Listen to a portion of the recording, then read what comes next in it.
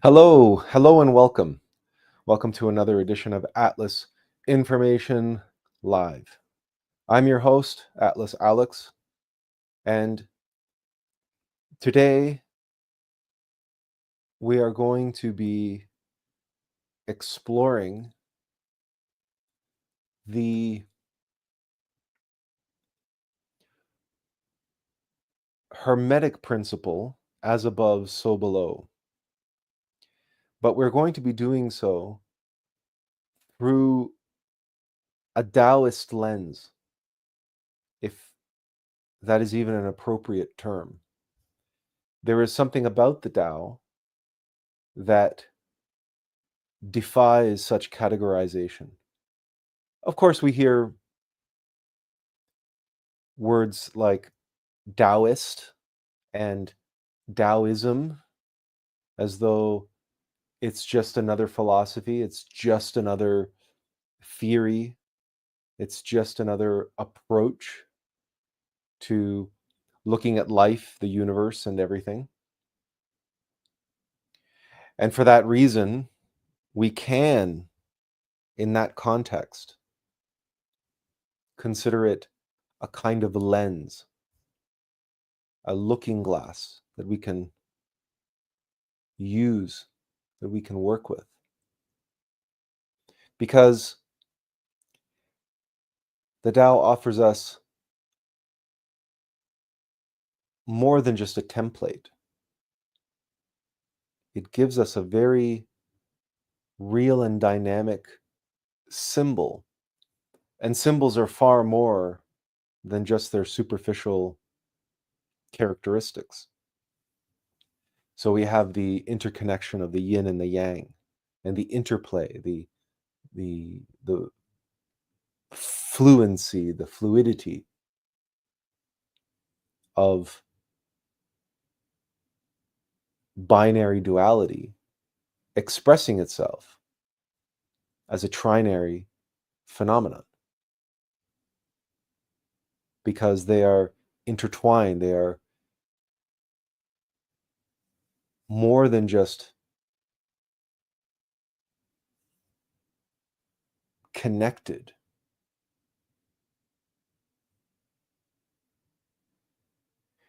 They represent a confluence of each flowing into and out of the other. Last week we spoke of the Ouroboros, the snake that eats its own tail, and we were looking at the law of two, the common cosmic trogo-autocratic law. Common cosmic trogo-egocratic law.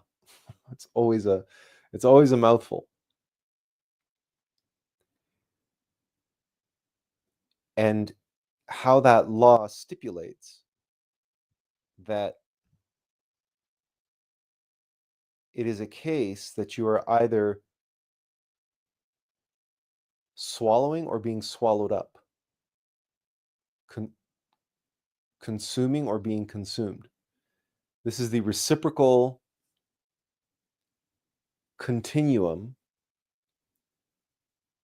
of energy and the mutual exchange of energy. And consciousness itself, the breath itself, consider it for a moment. Just observe yourself. Right now you are listening, you are receiving, your consciousness is receiving. Just as you breathe in, you receive that air. And then maybe someone has texted you on the phone, or you've gotten a phone call, or someone's entered the room, and you say a few words to them, or you type a few words.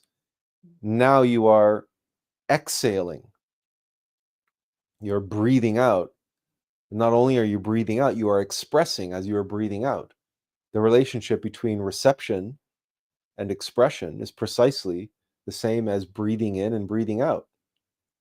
And that breath, that exchange, if you are not swallowing that breath, taking it in, receiving the expression through consciousness, then you are breathing out.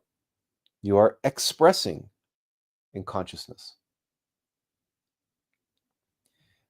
And that relationship, which is a binary relationship, however, as you are fully aware of, it's more than just receiving in consciousness. You have to process, you have to digest, you have to comprehend.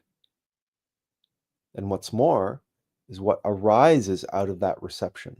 In the same way that you breathe in, but that's not enough. That breath has to be processed, that oxygen, through your lungs and into the bloodstream, and eventually by the mitochondria in your cells, and metaphysically in your vital body, the prana that you are breathing in and breathing out. The prana that is moving through your body has positive and negative charges.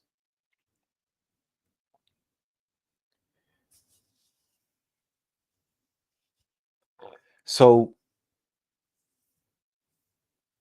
this pattern, these archetypes, are visible everywhere. And they're experiential. They're not theoretical. There is no debate. There is no argument to be made about whether or not you are breathing. It is self-evident that you are either receiving or expressing in consciousness. That consciousness is capable of both. It is also undeniable that there are times when what you receive in consciousness, you take and you process, and then you add to it. The third aspect in the Triyam Natsikamno, the law of three, in that reception of an expression comes a union, a comprehension, and a creation of experience in consciousness.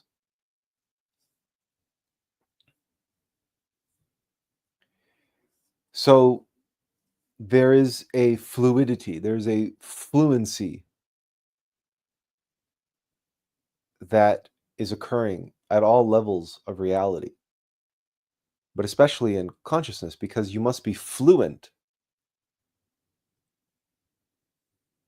in order to understand, in order to comprehend, in order to extract, digest that which you are receiving. But how can we understand the metaphysical process of that? What that entails, really? And what's more is, how does that relate to the duality or the dichotomy related to as above, so below? Because we exist in what appears to us to be a very physical universe. And yet we know that we also exist simultaneously in what is decidedly not physical. We exist in what is decidedly a metaphysical, a conscious universe.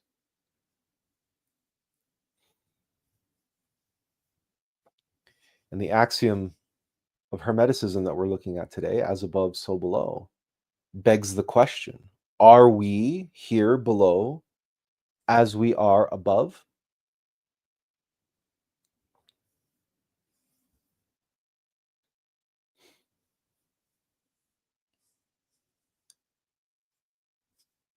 And if not, if we are not in the flow,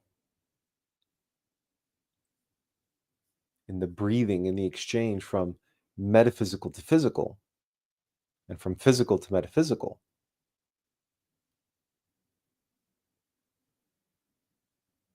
if we are not in that dance, then where are we? How are we? And what is required to restore that flow to ourselves and our reality?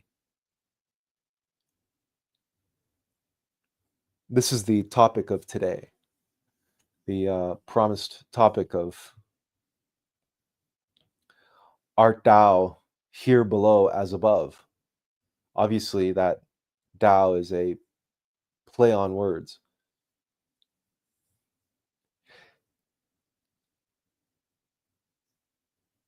And this notion about going with the flow.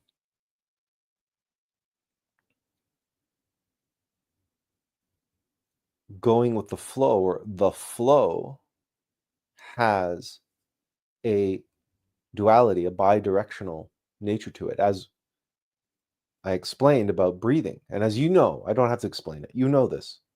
Breathe in and breathe out. The breath moves in both directions. So when we say go with the flow, which flow are we talking about? The flow in or the flow out? It's very interesting that people say, oh, just go with the flow, just go with the flow. And they never bother to ask that question. And is the flow different above than it is below? How do you know?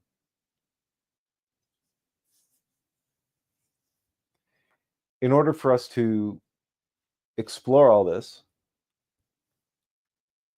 this week I went on a 4-day fast, and I wanted to get greater clarity on the expression that I showed you a very rudimentary version of.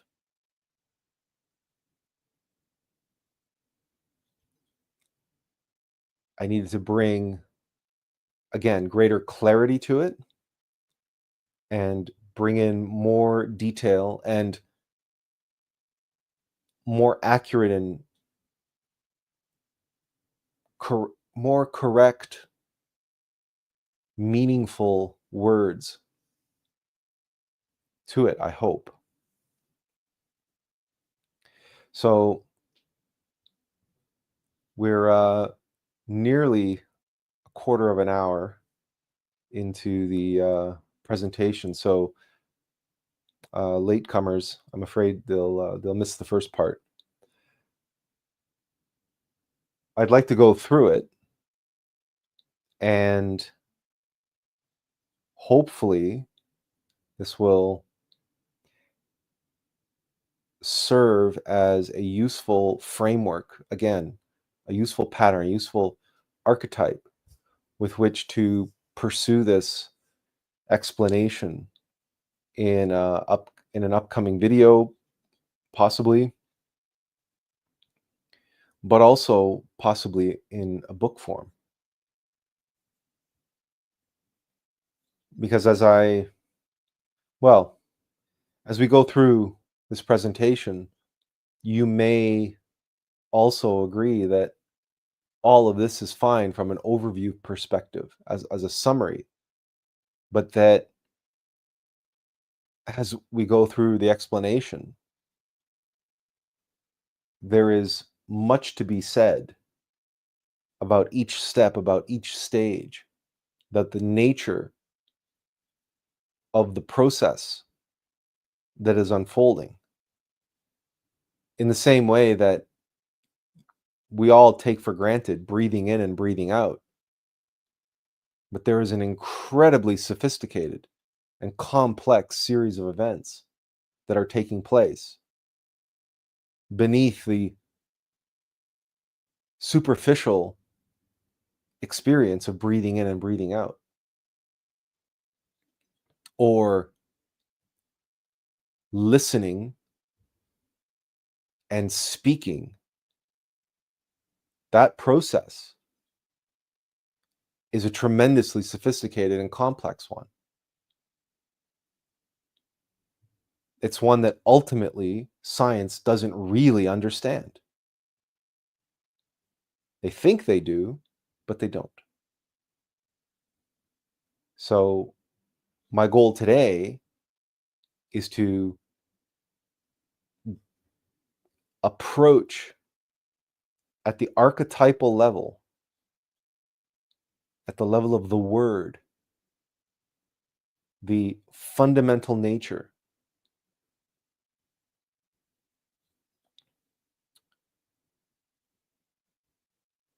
of how it is that a humanity can end up fallen and still be as above, so below, but not. It is and it isn't. How can that be? Well, it has to be as above, so below, but not exact. In essence, archetypally, in principle. But the word reveals how this is so. So without any further ado, let's get into it. Instead of me talking about it, let me just get into it. Benjamin Ochoa says, "Hi, Atlas." Hi, Benjamin.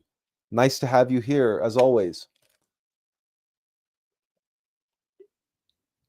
I made this preamble a little bit longer than usual because I was hoping that more people would shuffle in. I'd give people an opportunity to shuffle in, but we're 20 minutes into the live stream. I started right on time today. Sometimes I'm a minute or two late, but still, if unfortunately, if people might join later, that's of course, or they're very busy today for some reason, or they were just not interested in the topic, which is fair, which is fair. But anyway, let's get into it. And of course, if you have any questions, you can ask them at any time. And of course, there's going to be opportunity, plenty of opportunity at the end to discuss and ask questions. But remember that in the summer and in October, remember I had the big, thing about trying to make a presentation or video that concisely explains. And I ended up with that 26-minute video that included about at least 5, 10, at least 6 minutes, a solid 6 minutes talking about the crowdfunding campaign. And it was long and it included so much. Well, what you're about to see could potentially be a video that's far shorter than that. Maybe half the length. Maybe a 10, 15-minute video to quickly get through all these slides. Now, I'm not going to motor through them that quickly today. There's no reason to do that.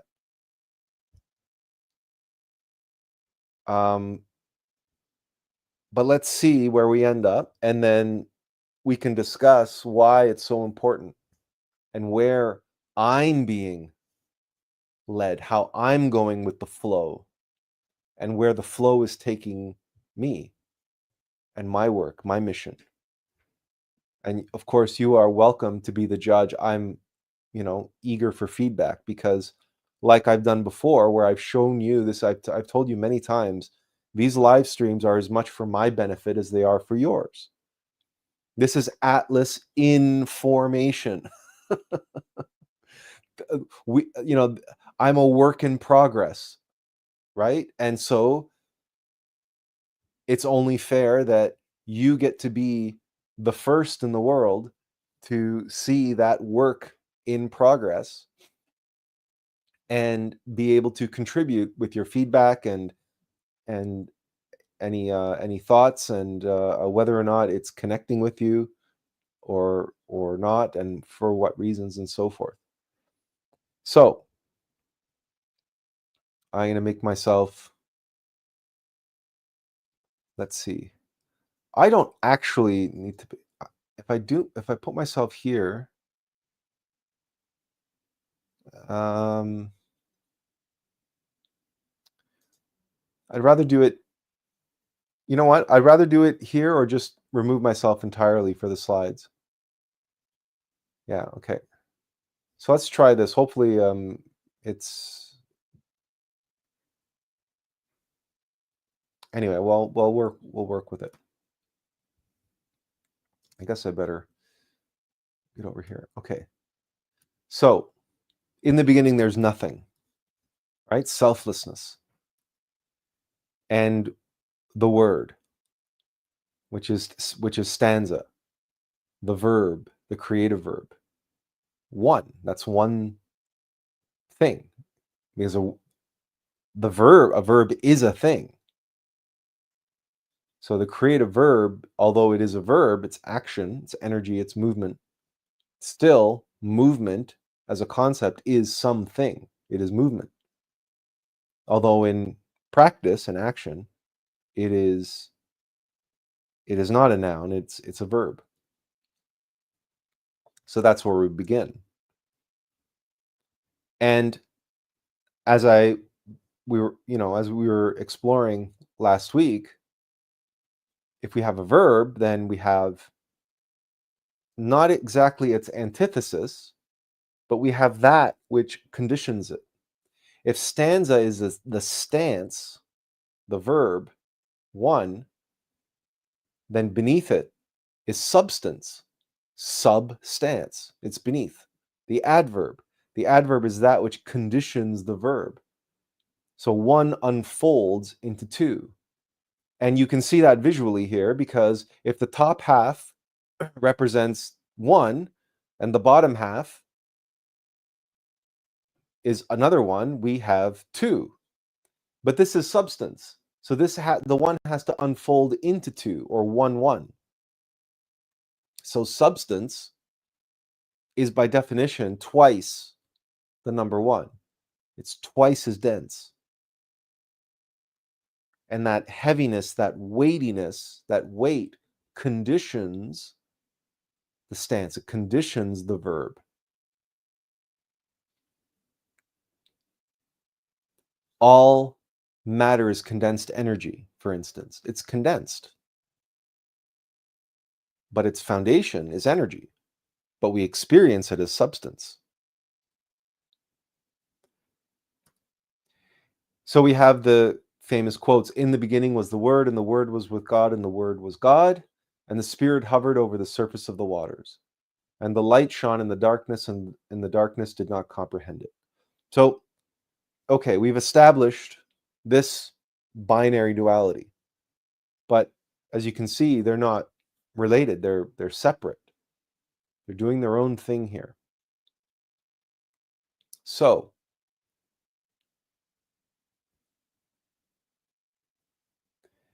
we have this orientation of the common cosmic trogo auto egocratic law. That's the Ouroboros, or the serpent eating its own tail, of the swallowing and being swallowed. In other words, the interconnectivity, the in-breath and the out-breath, which in the fundamental or the superficial, simple foundation of the Tao is this, right? The verb and the adverb, stance and substance. But now they're intermingled. And in a moment, we'll see just how intermingled they are, because it goes further than this, as we all know, because we're all familiar with the symbol. So the verb acts but it opposes it versus, so stance versus substance, because it's opposed, and it is opposed by the adversary.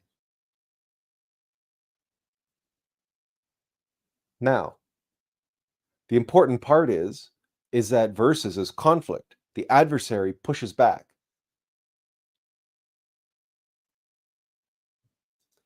Hello, Tiffany. Nice to have you here. Thank you for joining us.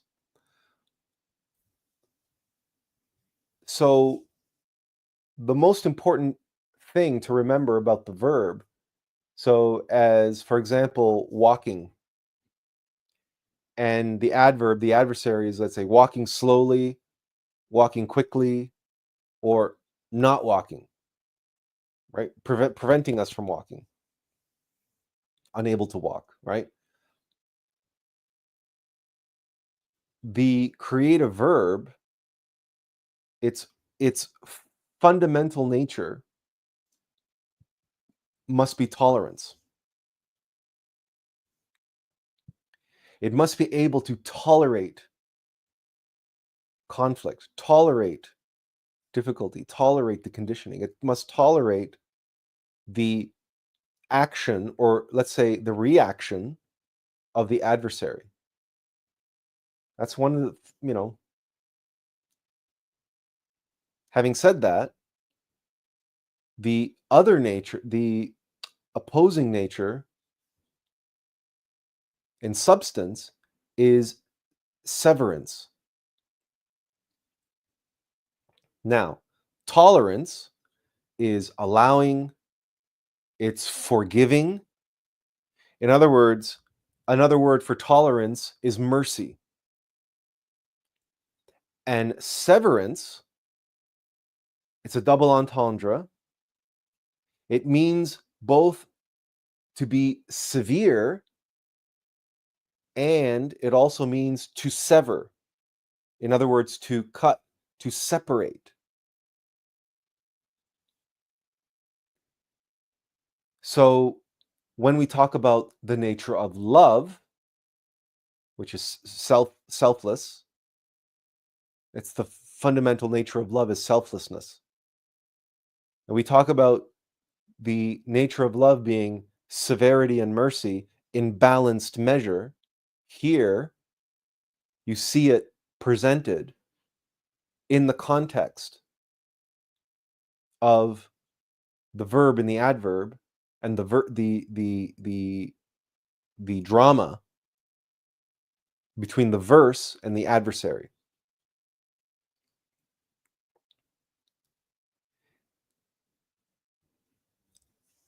What goes along with tolerance in response to severance is perseverance. Because you have to tolerate the conflict, you have to tolerate the reactions of the adversary, which are, their nature is severance, to sever and to be severe, to challenge, to test, and to punish foolish moves or bad decisions, right? To be severe, it's like, you get your just desserts, right? And the punishment can be severe. But the punishment is not punitive. It's simply deterministic and reactionary, in terms of, for every action, there's an equal and opposite reaction. And depending on the action, the reaction can be quite severe. So if you jump off a building, right, the laws that govern substance are going to condition the act of jumping with the law of gravity, such that you fall down and hit the pavement.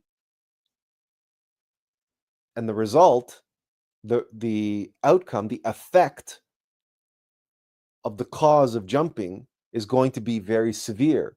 And in fact, the severance that takes place might be so severe, it might even separate, it might sever your connection with your physical body. We call that death, a permanent severance. So, in order to continue this continuum,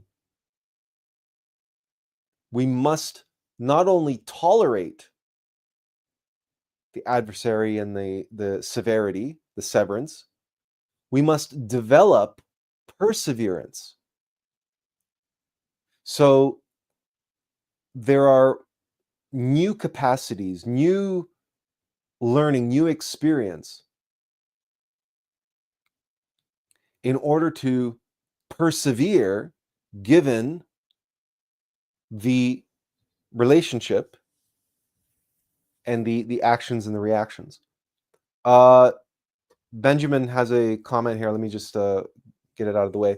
He says, a saying in Spanish I heard in a song today, I translated it to English with some tinkering. It goes, a novelty today, a success tomorrow. Jives with the Ouroboros. Yes, it does. Indeed, it does. Okay. So we have tolerance, severance, and perseverance. Okay. Now, that said, the knowledge that is acquired in the process of perseverance, we must overcome that severance. And the knowledge that is acquired is the science of intolerance. Because severity, being the opposite of tolerance, severity are like rules and laws and things that happen, right? A plus B equals C. There's that science of that fact, the knowledge of that exists in tolerance, because the knowledge of that exists here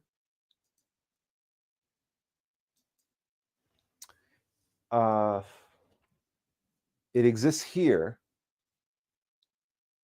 in the verb, in language.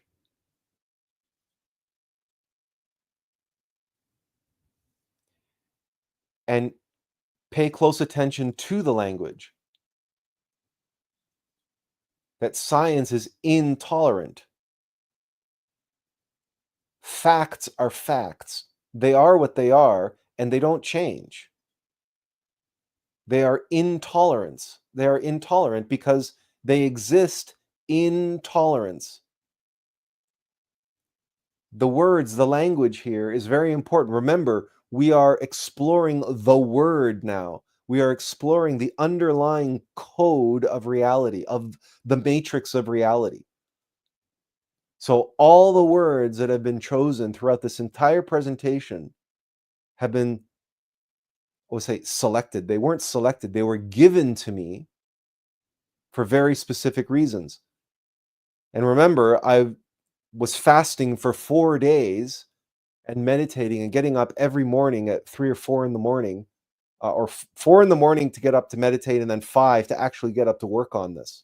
It's the same process that I was undertaking when I was working on my book and working on the presentation last year. Only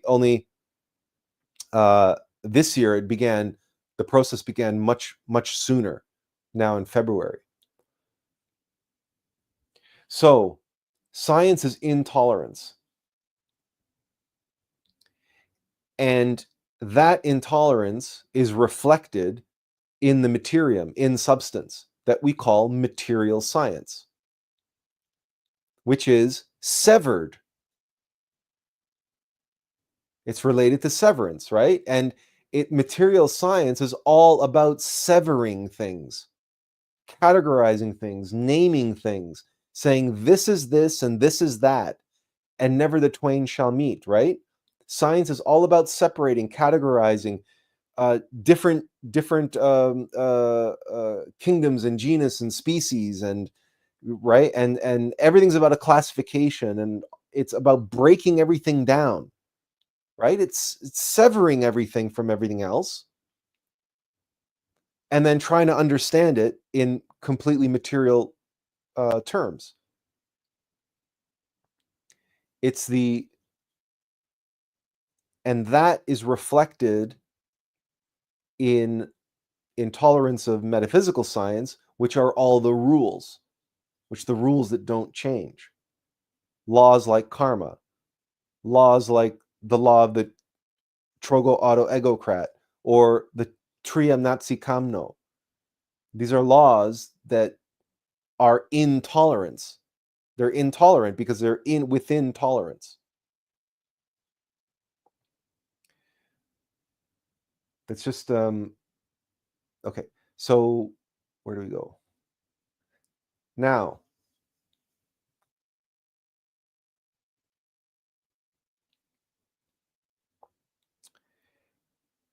To balance that in the materium, in the substance, two aspects that are related to that science intolerance, but they reflect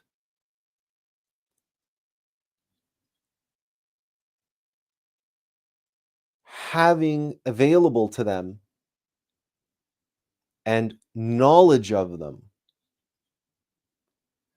We say sentience and conscience. Conscience is conscience, with science.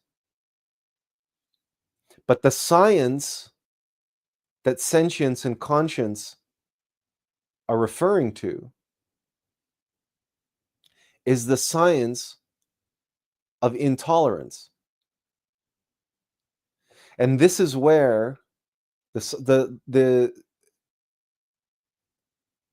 our conscience, and we all know this, is that which tells us right from wrong. Our conscience is intolerant. It'll tell us, no, this is wrong. Well, how does it know what's wrong? Because the conscience is a reflection below in substance. Because conscience is, of course, related to consciousness, which here I'm describing as sentience, sentiencia, and consciencia. Because remember, in substance, it's doubled. Whereas above, it's 1, down below, it's going to be 2, because it's as above, so below. But below, because substance is 2 and stance is 1, we have sentience and conscience. And both of those constitute what we call consciousness.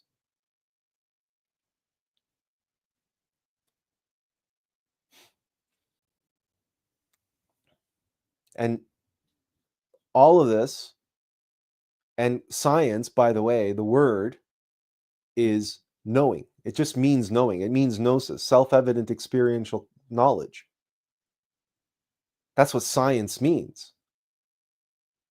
So the knowledge of intolerance, the knowledge of the law, and then in physicality, having sentient knowledge of self, self-awareness, beingness, right? And conscience with the science of intolerance. Because conscience knows the law, the divine law. It knows the difference between right and wrong. And these two aspects of self-awareness, amness, in other words, and conscience constitute what we refer, generally speaking, as consciousness. So you see, the consciousness exists in and through and only because of substance. People who say that consciousness is everything and consciousness is the max, no, it's not. Selflessness, love, and the word, the verb, come first. And consciousness has no need to exist, has no capacity to exist without something, substance, without a condition for it to be aware of, for it to be immersed in. In the same way that the verb is completely useless to act if it does not act upon something. If it does not seek to act with or upon or through, right? And it needs some resistance, the adversary. So that's why the one and the two are so intermixed, and you have these are the two dots. This is from a purely this is a highest level of the Tao. Now I know Lao Tzu said the Tao that can be explained is not the eternal Tao, and I agree wholeheartedly, 100%. But remember, I said at the outset, we are exploring the Hermetic principles of as above, so below through the lens of the Tao, through the framework of the Tao, through the extremely powerful self-evident experiential knowledge that the Tao gives us, that Lao Tzu gave us in his 80-page book. So let's continue.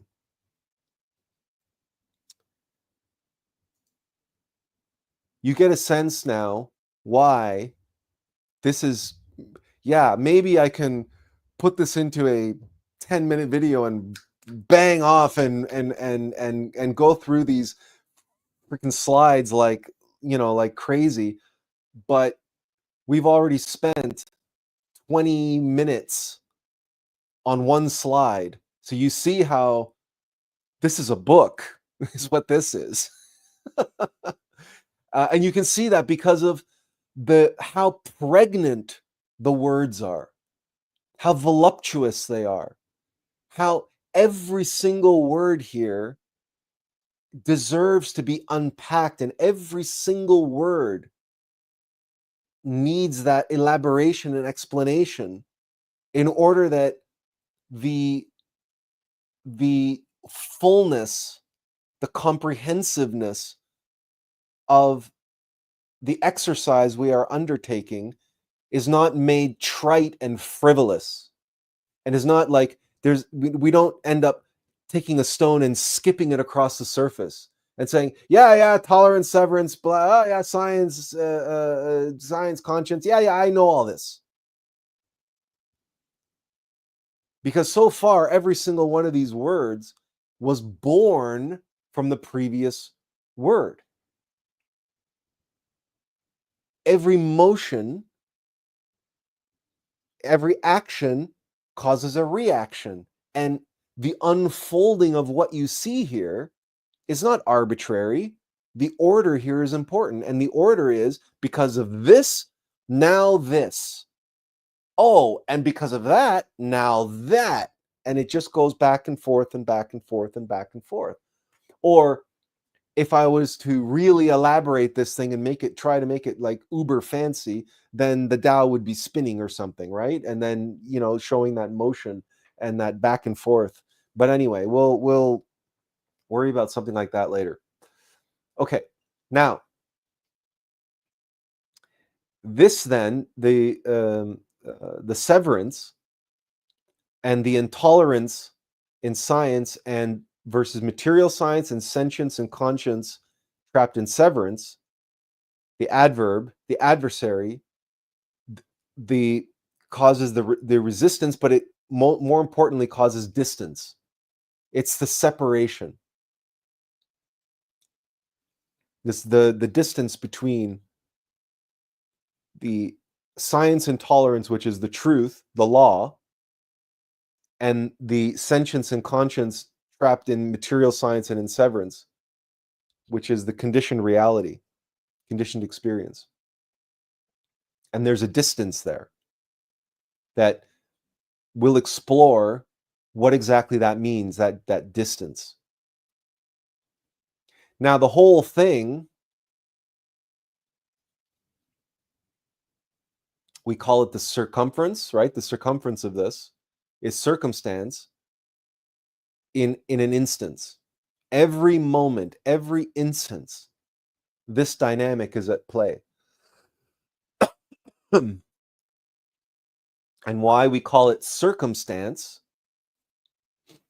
is because the comprehensiveness, right, all around the stance, but it's all taking place in stance, because the one was the beginning, the verb, the language, the word. Because even an adverb is also a word. An adverb conditions a verb. An adverb cannot exist without the verb. And although it is around the stance, right? Substance is beneath the stance and around the stance. It's enveloping the stance here because we have sentience and conscience surrounded. But all of this is within the stance and it's in stance. So this is the circumstance swallows up the stance, but the circumstance is swallowed up in stance.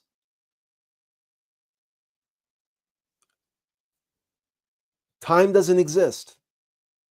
There is only the eternal now. Everything is instant, in stance. And everything that happens in stance is the universal comprehensive circumstance. The words don't lie. The words have power and meaning. In the beginning was the Word, and the Word was with God, and the Word was God. How does He create? With words. This is the language of reality as it's been allowed to evolve and unfold and be discovered and be read. The living, breathing Word of God.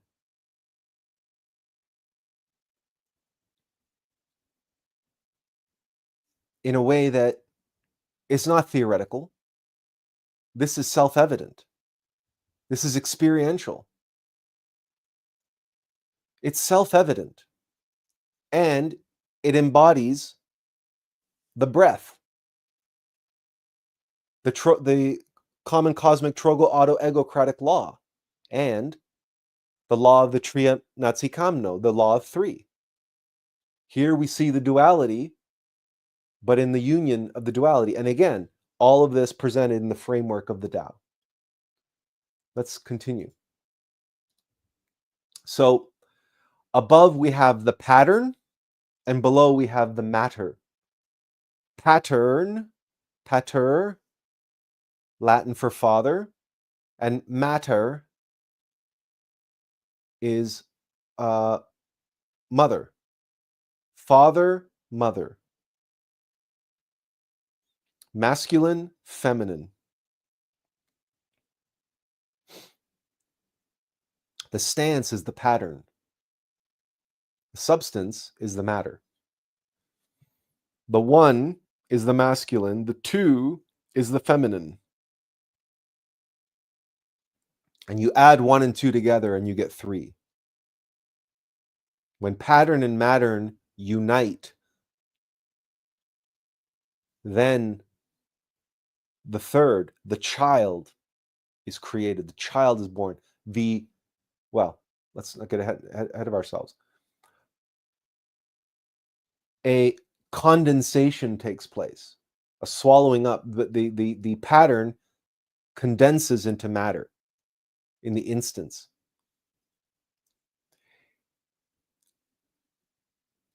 So, and what is born is adversity from the adversary.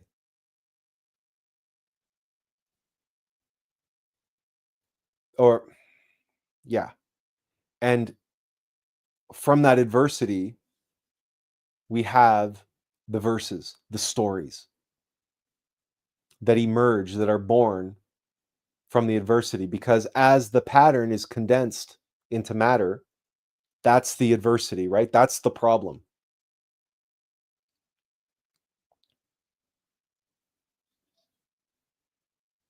And that's why we need the perseverance. And born out of adversity are the verses, the stories, the knowledge, the experience, and the dance.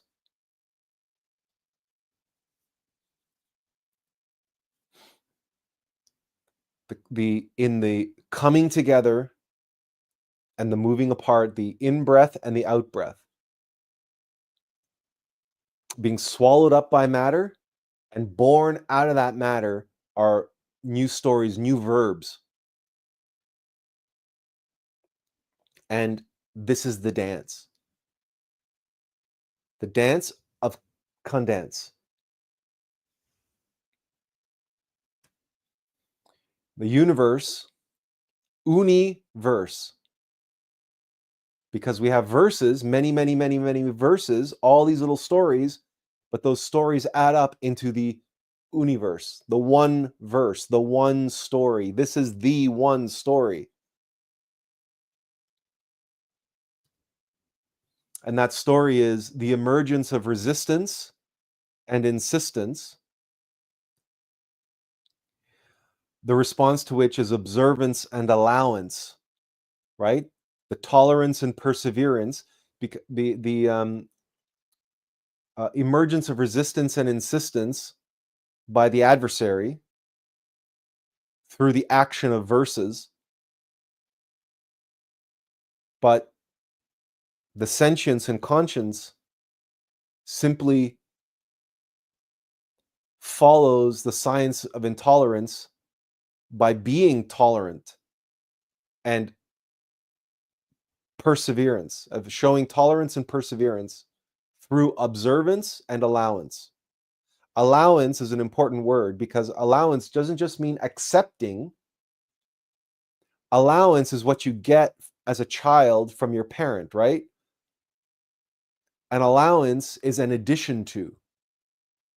It's money that you get on a regular basis. So the more you observe and you allow, yes, you accept, but the allowance grows with interest. The acceptance grows with interest. And what emerges from this? The significance. Because you see the signs. And the signs show you what? The way, the path, and the meaning. The meaning of what? The meaning of eminence. Eminence means greatness, but it also means to emanate. Emanate what? That which emerged, that which caused the emergence. And eminence and emergence. So this is the continuum. The meaning of life, the meaning why, the meaning for the verses, the conflict.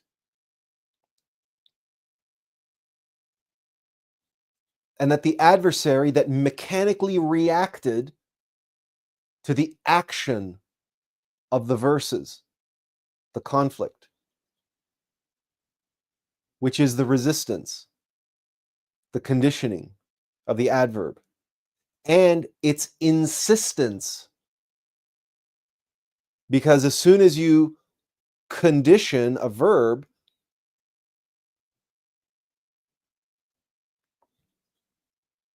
then you're insisting, you are imposing. And remember these aspects as we continue and get deeper into this. Because frankly, everything that you've seen is all just on the surface level.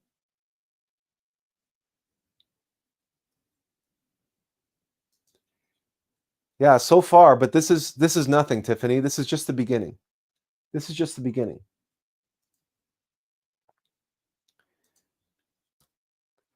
Because this process is not, it's the universe experiencing.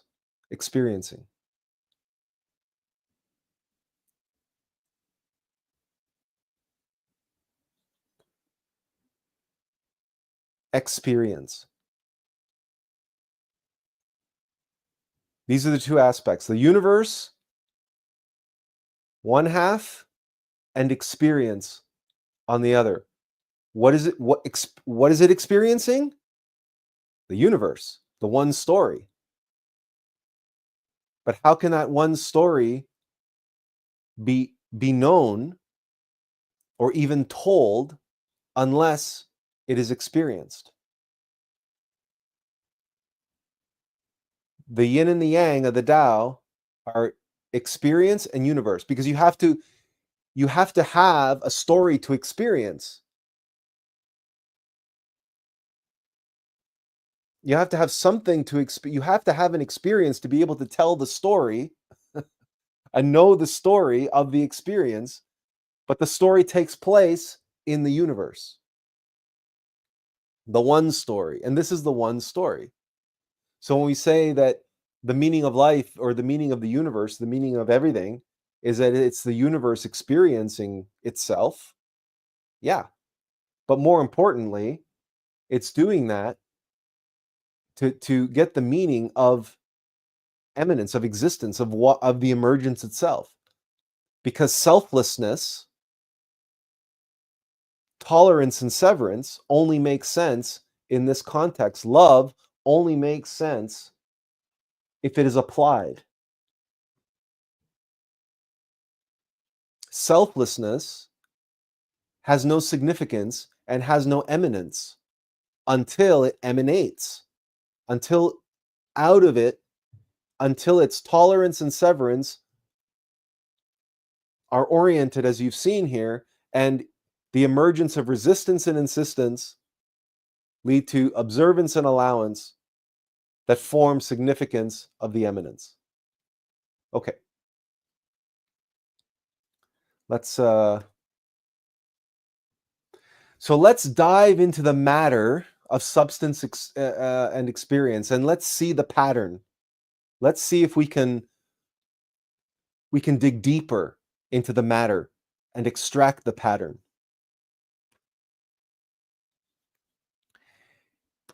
We know then that the sentience of, and we have am being. Now this is just being. Am. No self. It's existence, but it's being. What is being? It is I am that I am. It's there's no self. It's selflessness, but it's selflessness being in the universe, in the substance. But its nature is selflessness. Then we have the I. Now I, interestingly, you might think, well, yeah, well, so the I is colored blue here. It's related to substance. The I, as we know, is intolerance. It's intolerant by nature. In other words, it's deterministic.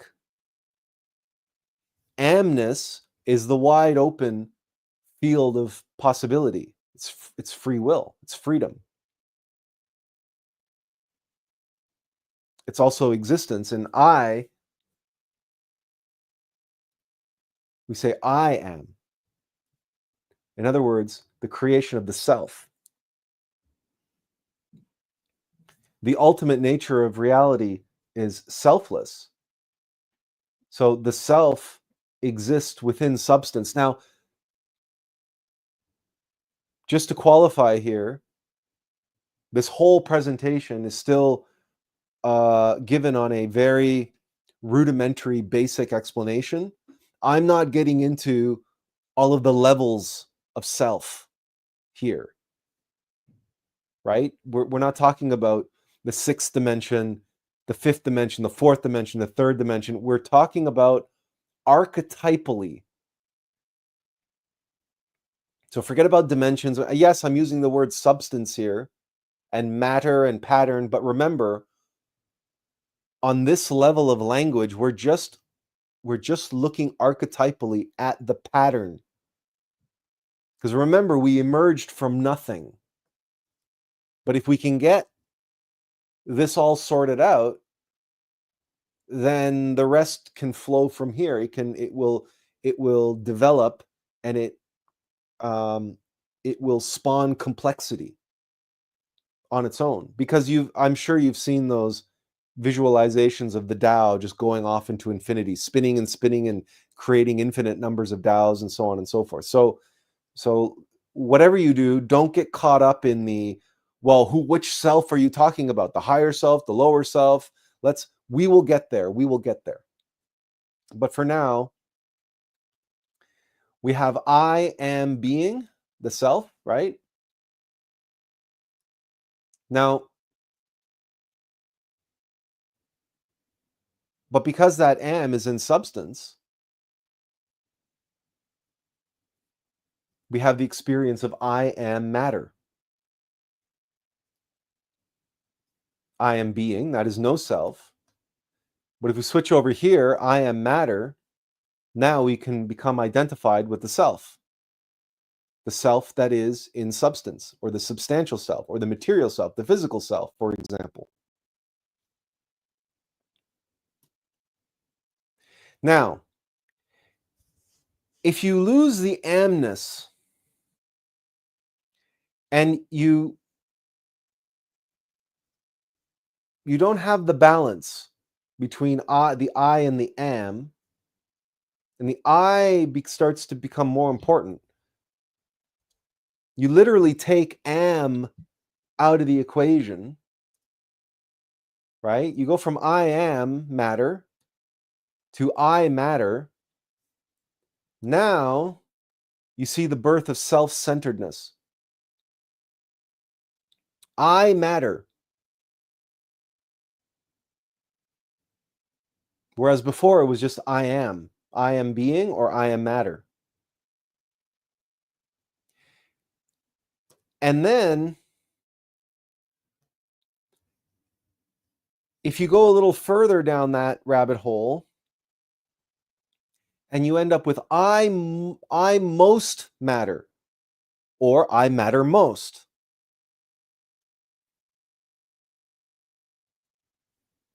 You see now that we have the birth of selfishness. I matter is just self-centeredness. I matter. I'm important. I'm the I, right? Forget about the being. Forget about, right? Just focus on I most matter.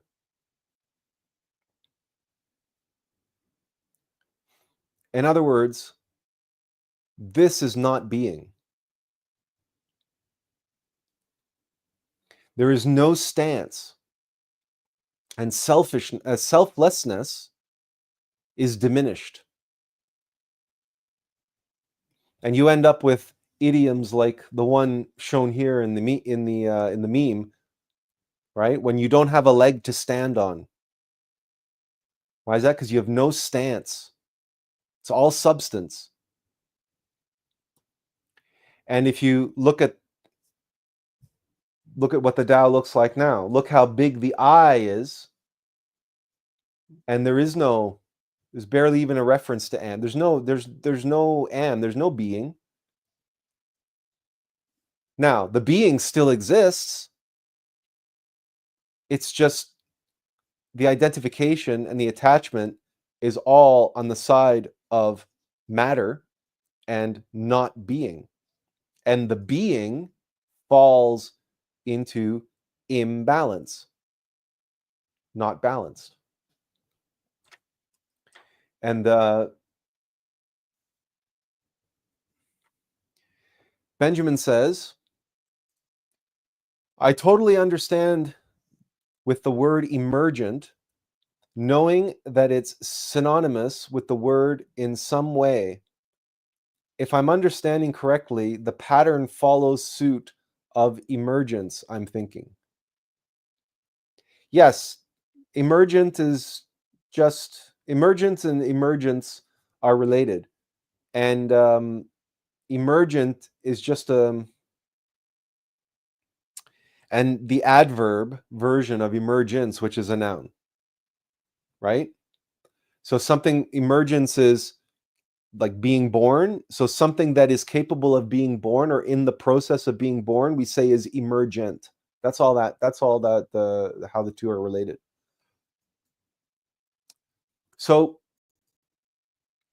now we've gotten to imbalance, but we still beg the question, right? We still have to look into the matter now of being and not being.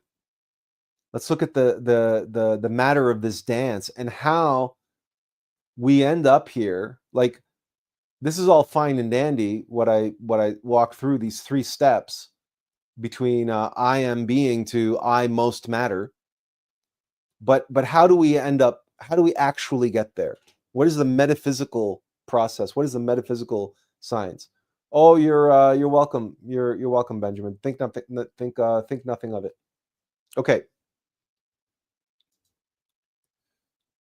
So remember that, as this part will be somewhat familiar because we talked about it last week as well.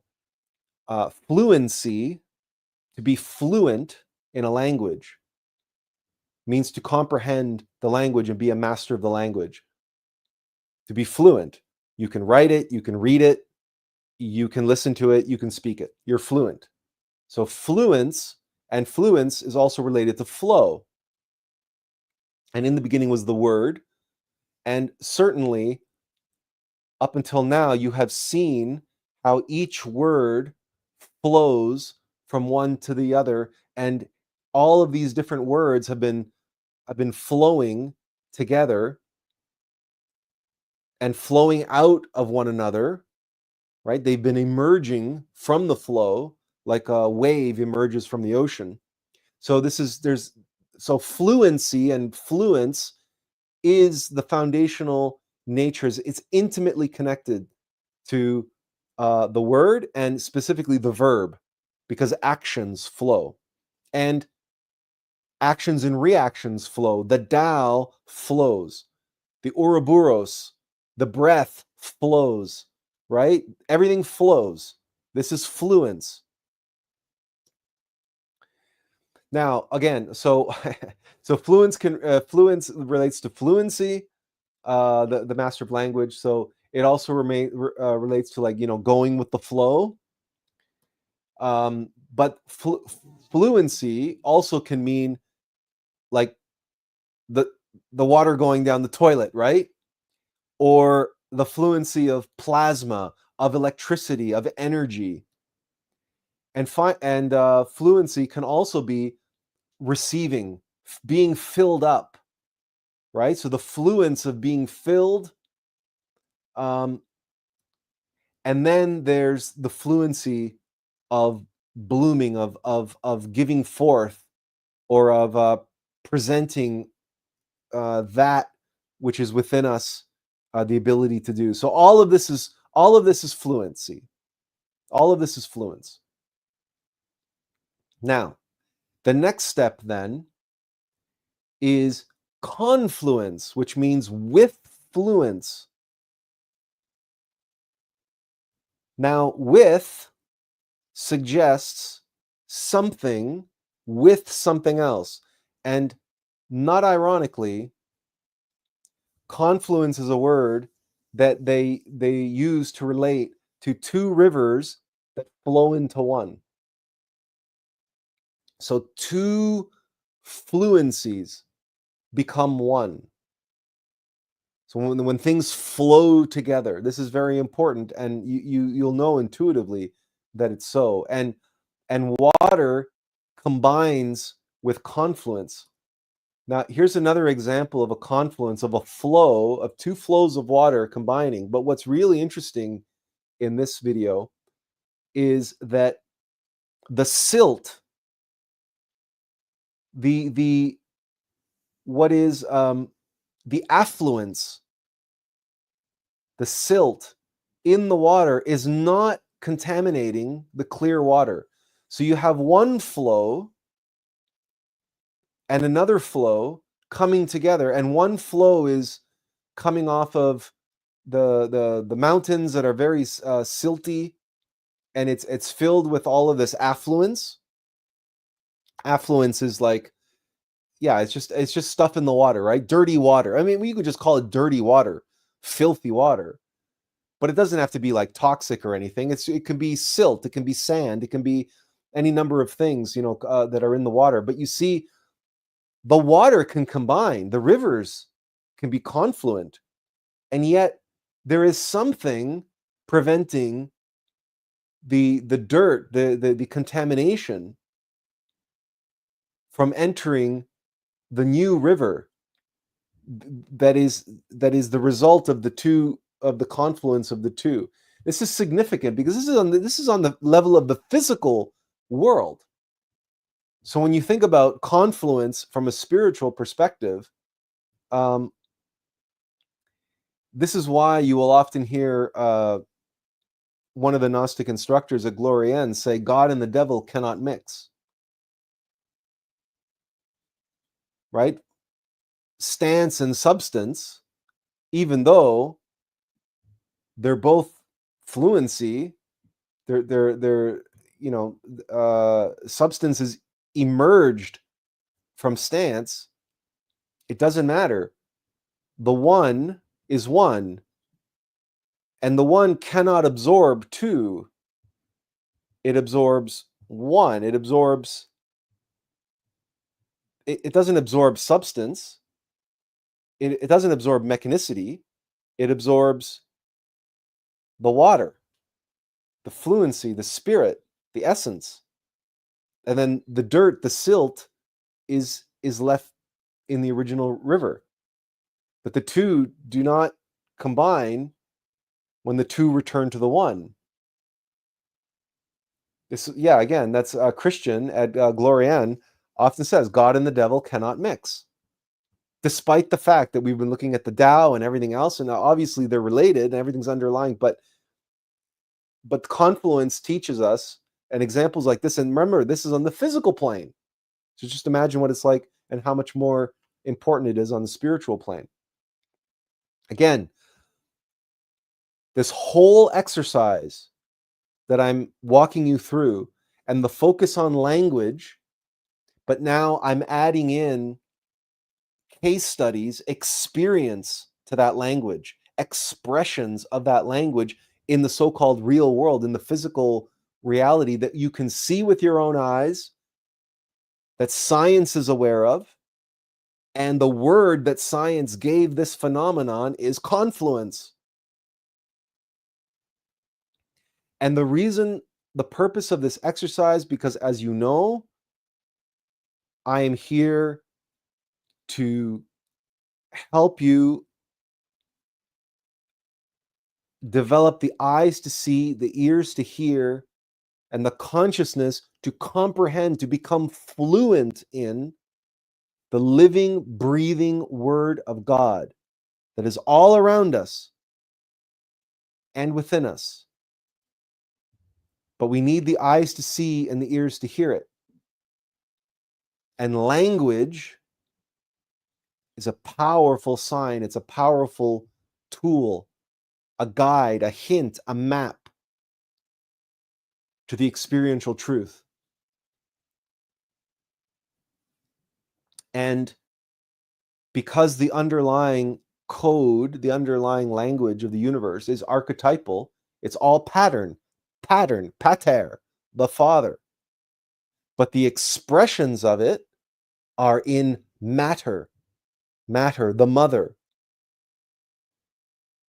So you can, the living, breathing scripture of reality of God is literally all around us all the time. Always, all the time. And especially it's within us. That's why self-observation, self-remembering, and self-awareness are the foundation, because we are all microcosmos. And it's easier to know yourself than it is to comprehend the universe. Because look at how difficult it is for material science to try to know the universe, right? Because the universe is it's a billion trillion it's infinite. How the hell do you begin to understand that? But yourself, it's right here, right now. No matter where you go, yourself is always with you, right? So you begin in the microcosm with yourself. Okay. Don't want to go too far on a tangent there. Let's make myself small again. Okay, let's continue. All right. So the next process is surrender. Now, obviously, this is necessary because for confluence to be successful, the water, as you just saw, from the one river joining the other, the water must surrender. The one river must surrender to the other. Not only must it surrender to the other, it must surrender its attachment to the silt, which the new river cannot accept. To put that another way, when the river flows into the ocean, the river, the fresh water, surrenders to the salt water. In order for the confluence to happen. So we're working down, we're working backwards. But this surrendering is necessary because the two becoming one is necessary for the next step, which is to sire. What does it mean to sire? Well, sire is what we call kings and royalty. But to sire also means to have offspring. Right? To sire, to bring forth, to birth, to create, to sire. And sire is we do not say generally speaking, we don't refer to women as siring offspring. It's the man who sires offspring. The masculine, the pattern, the pater, sires, the father. But as we know, the masculine cannot father by itself. And we also know that the masculine can only birth, can only give rise to, can only create through the feminine.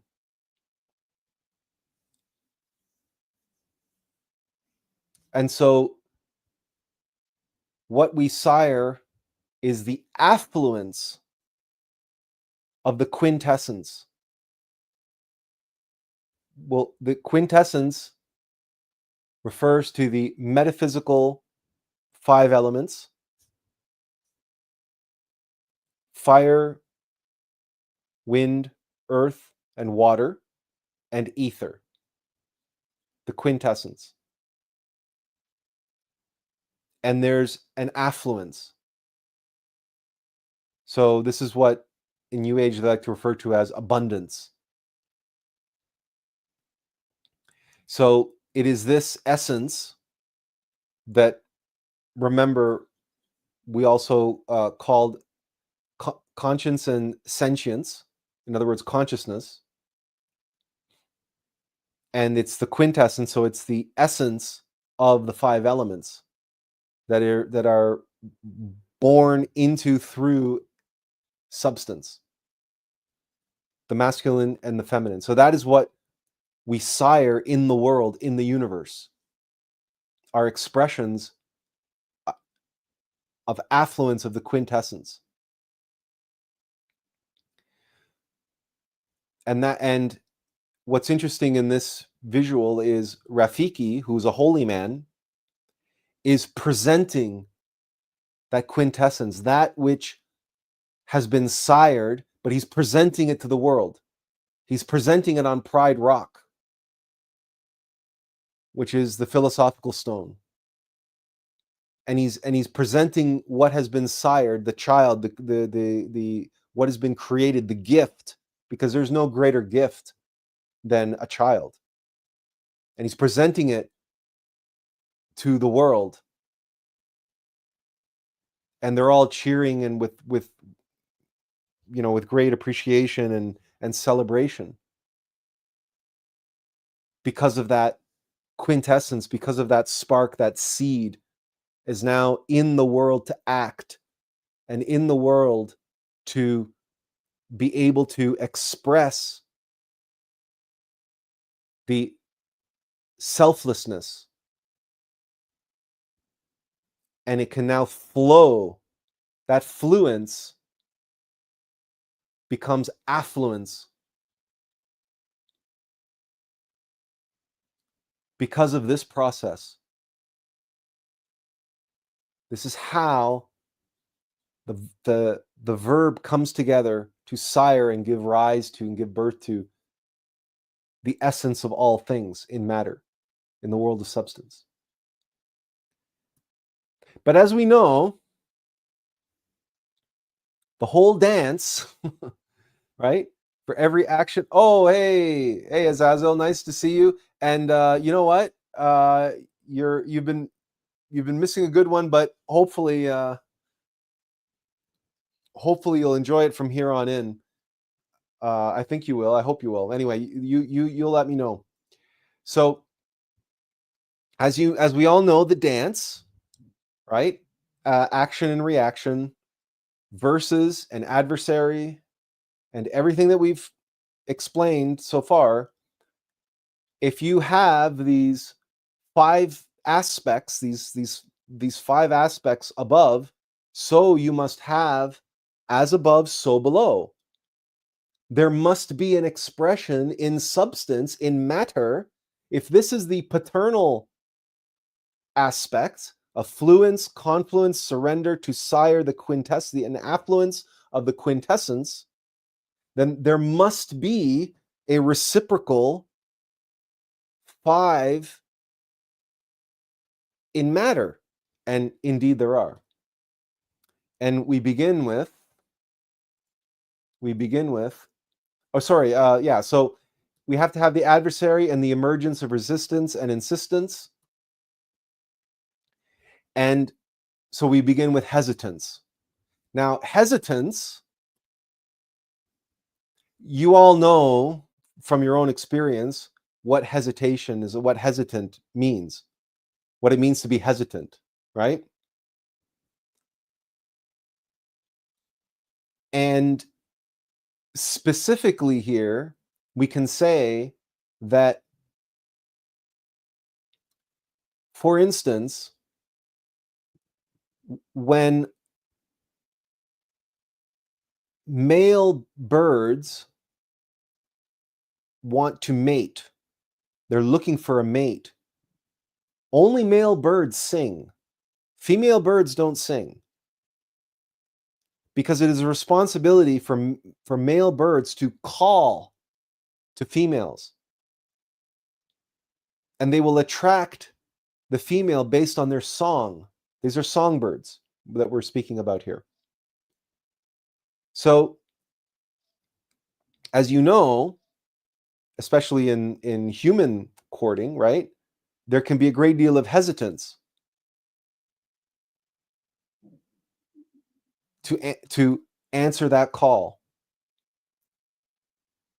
Now, what's true in nature for songbirds, male and female songbirds, and is doubly true for ourselves and the physical mortal self, and the hesitance that we have to answer the call. But the call comes from our pattern, our pater, our father, the quintessence, a call to action, a call to be the verb, a call to confluence and surrender, and to give birth into the world, an action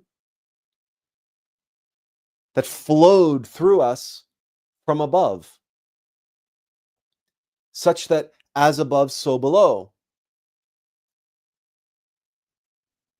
But again, the substance below the stance must serve as the adversary.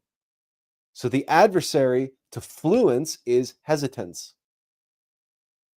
Hesitance to answer the call. We have another word for this. It's called fear.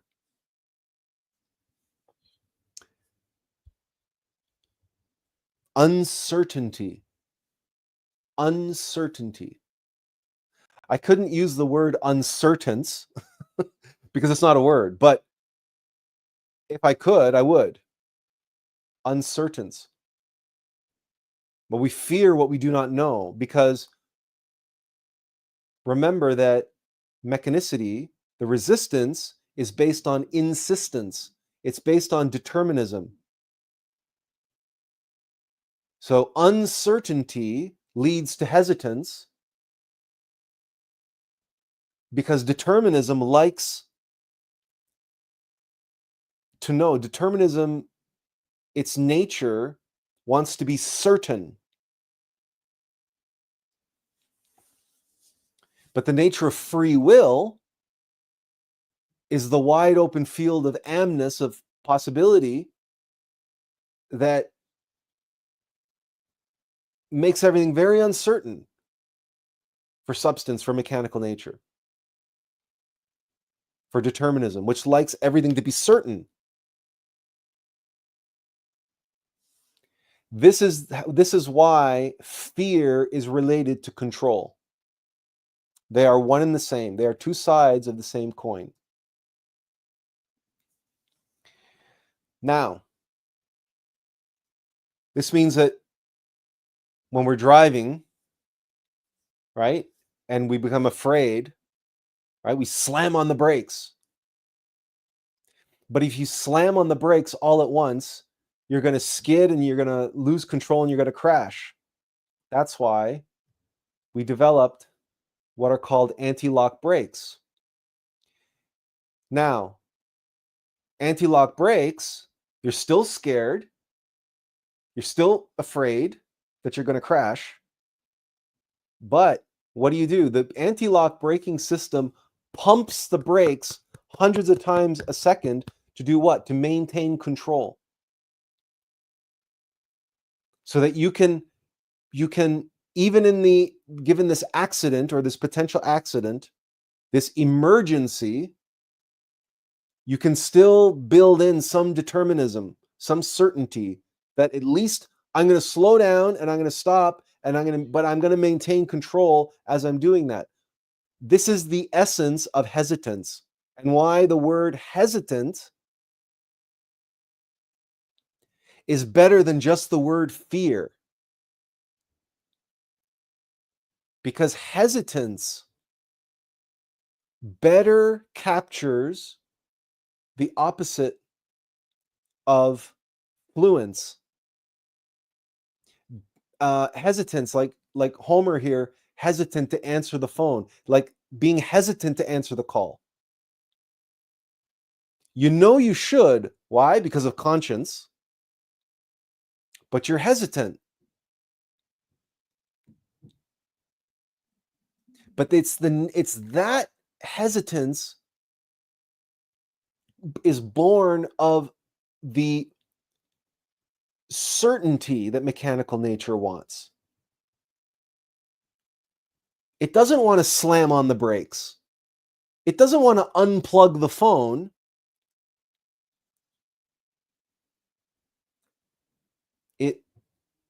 It's this, remember, it's the dance.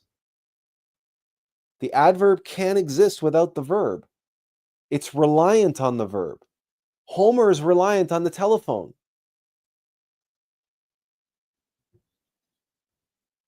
Right? It's there. This is why you see this is the words, the stories here, and how they're expressed in real life, like real life examples, like anti-lock brakes. Anti-lock brakes, best is the best analogy, and hesitance is the best word to describe the actual nature of fear and control. Fear is not just about shutting it out completely. No, it's about more than that. And we're going to get to just how deep this rabbit hole goes. We'll get there. Now, above we had confluence. And if you remember, confluence was the rivers flowing together. So below we have coalescence. Now, coalescence are disparate parts coming together to form a whole. Now, on the right here, what this is are droplets of heavy metal. It's most likely mercury, and that's a time lapse. It's either mercury or some other heavy metal, but you see how hesitant the droplet is to join the pool. This is, you can't make this stuff up. This is photographic time-lapse evidence, and it's time-lapsed, which means those little droplets of water can be sitting there for who knows how long before they actually, went through that thing and became a little smaller droplet and then a smaller droplet. You see, it's hesitance. You look at the gears. The gears are not flowing. They're clicking. The gears are notched and they're clicking bit by bit by bit. But there's more, right, to coalescence. It's all of the parts coming together to create some new thing, some more complex whole, right? And then coalescence is also about the duplication, the multiplication in numbers, the repetition of this. Now, all of this can be shown and expressed very easily in a million different ways of what we understand as mechanicity. But socially, we also know that we are social creatures, and we come together in groups, in communities and tribes for political reasons. We come together with anger, angry mobs, protest movements, riots. Okay, and look, mechanical nature does the same thing. Herds of animals, flocks of sheep, schools of fish, right? It's coalescence. And then people do, like, they come together for all kinds of crazy reasons to act the same way, to go in the same direction. This is coalescence. This is not fluence, right? Fluence is only possible for that which can well and truly become one. Everybody's still separate here, but they're coming together and acting. This is how mechanical nature, this is how substance mirrors below the coalescence, but not exactly. It's conditioned, it's conditional, it's limited. But in other words, it's hesitant. Like the droplet of mercury. It's hesitant because ultimately that top right hand animated GIF, that's showing confluence. Eventually, the heavy metal, the last drop, it eventually joins the pool, right? So at the end, there is a confluence, but the process to get there was riddled with hesitance. So it's not, heavy metals can't pool together like the two rivers. No, they come together like this. And if you watch droplets of mercury rolling back and forth and coming together, yeah, they're eventually there's a confluence, but long before that happens, it's a coalescence, and the droplets are like rolling around each other and stuff. So this is important. And the people are the same. There's the same expression of that. And that coalescence takes place around trends. Whereas above, we have surrender. We have surrender. The two rivers that must surrender in order to conflate, in order to come into confluence. And the one river, the silty river, must surrender its silt, must surrender the effluence that is putrefying it, that is clouding it, that is making it dirty, that's making it filthy, must surrender that. But trends, the simplest expression of trend is the law of inertia. Is to it's a tendency for things to remain the same or continue in the same state. So things like to keep on going if they're already going, and things at rest likes to stay at rest.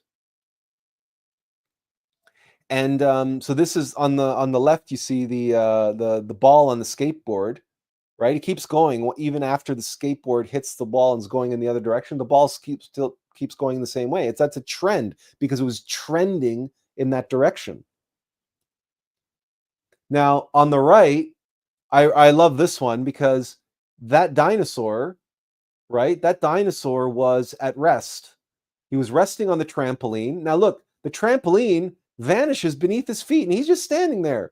And I like the GIF because it's like the cartoon characters, right? Well, like the coyote or whatever, when the cliff vanishes under his feet, and he looks at the camera and he holds up the sign, "Oh no," or "Help," or whatever, and then he falls. Right? The guys making those cartoons, they weren't making that stuff up. That wasn't just for comic effect. That wasn't their fantasy. They understood inertia. They understood trends. They understood that if something falls out from under your feet really suddenly, then you're going to sit there in midair for a moment and have an opportunity to realize your plight, your situation. So now trends also then relate with reference to coalescence, groups, herds, sheep. As Attlas says, you don't fall until you look down. You don't fall until you look down, and you don't fall until you look at the camera and hold up a sign, like the coyote. That's what I learned from my childhood about inertia. So trends and crowds also is that groups tend to go in the same direction. Schools of fish.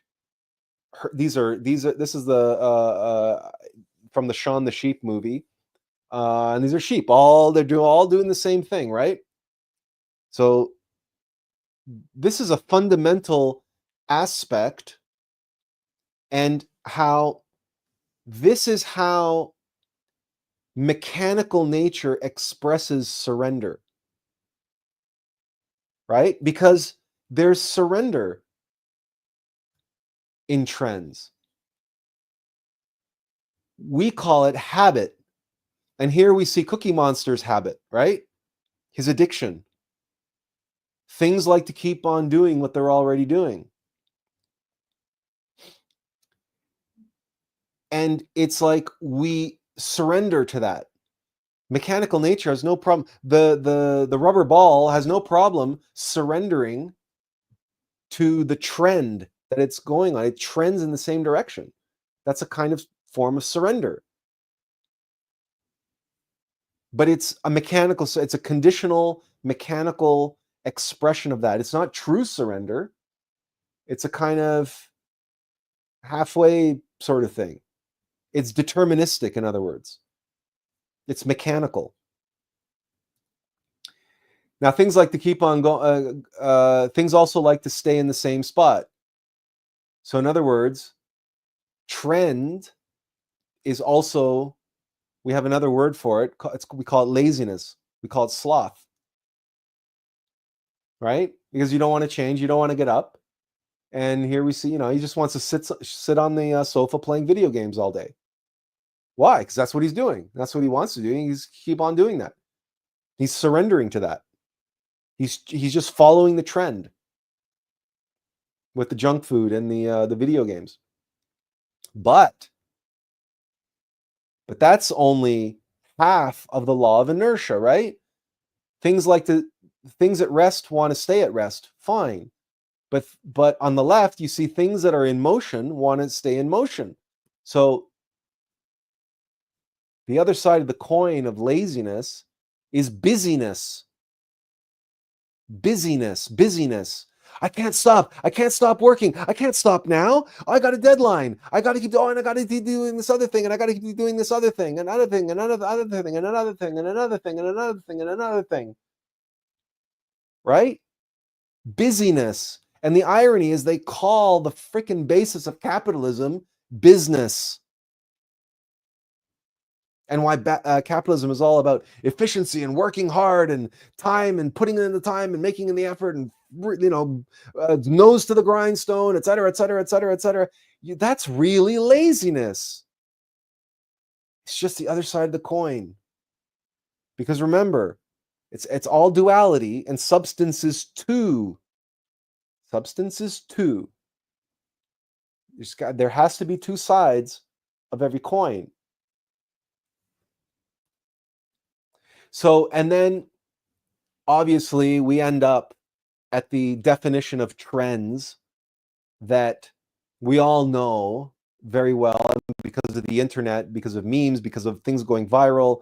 It's fashion, it's fads, it's whatever is trendy. I mean, that's where most people understand the word, right? Trendy clothes, the trendy restaurant, the trendy car, right? Teslas were all the rage for a while. If you had a Tesla, you were cool, right? Because it's trendy. And so,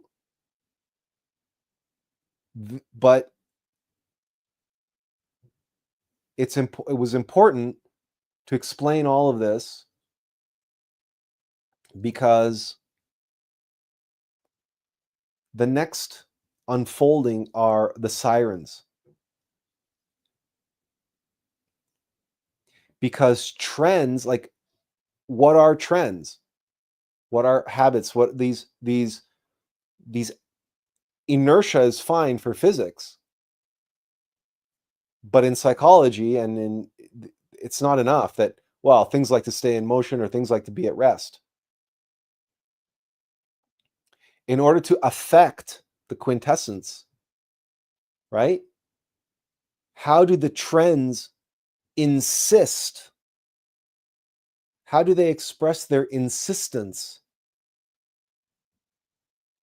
on the quintessence?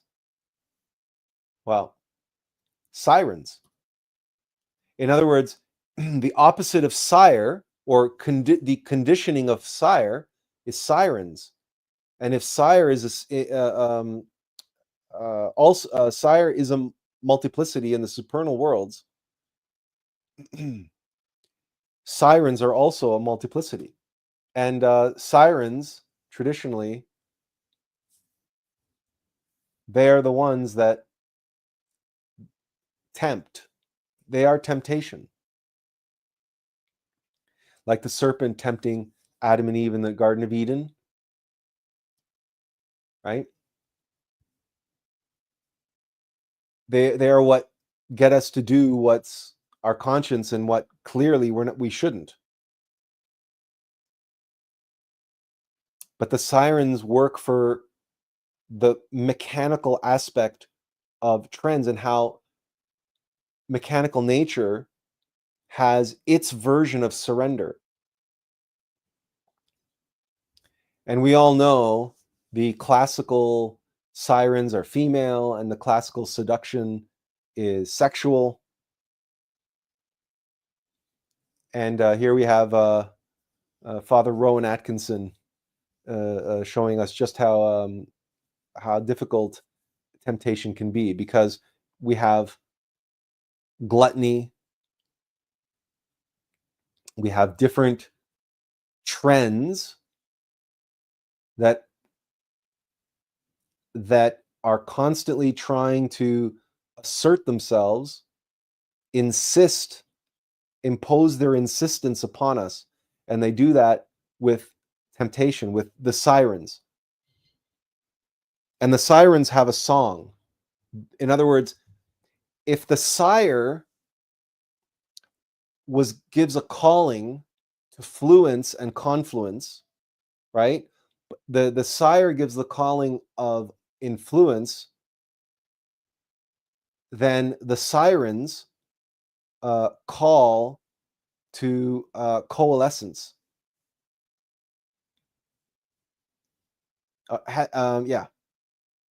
Hesitance and coalescence. And so there's this. Anyway, we can spend hours on this alone. So let's just continue. So, in other words, the sirens represent the influence of the 5 elements.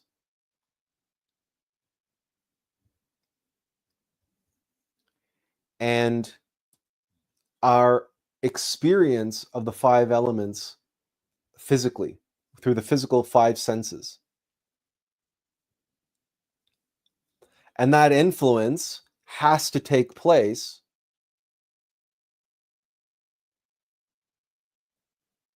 in psychology, because temptation, that's where the influence takes place.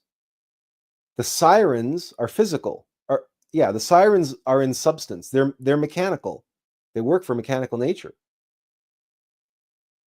They're connected to this hierarchy as descending, and they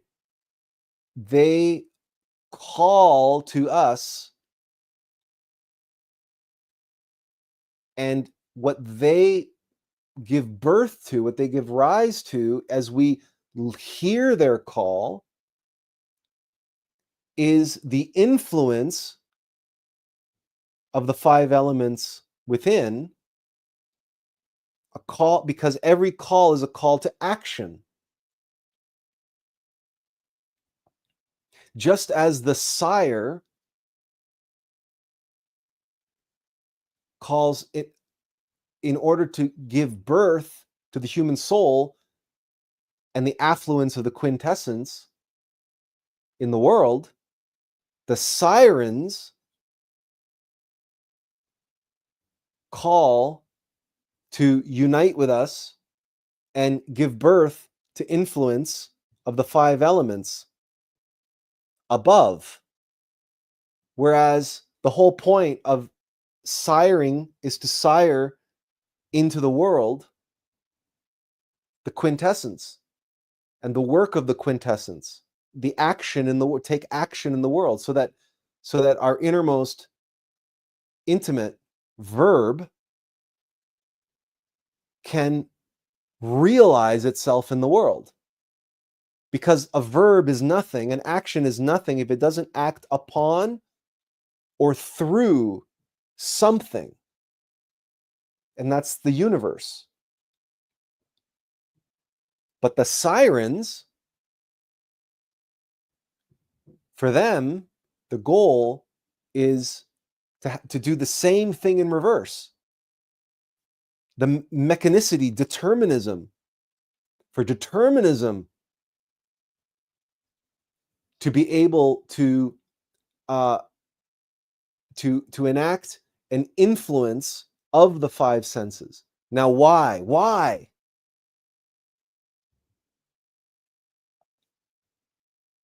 Why do they want to influence?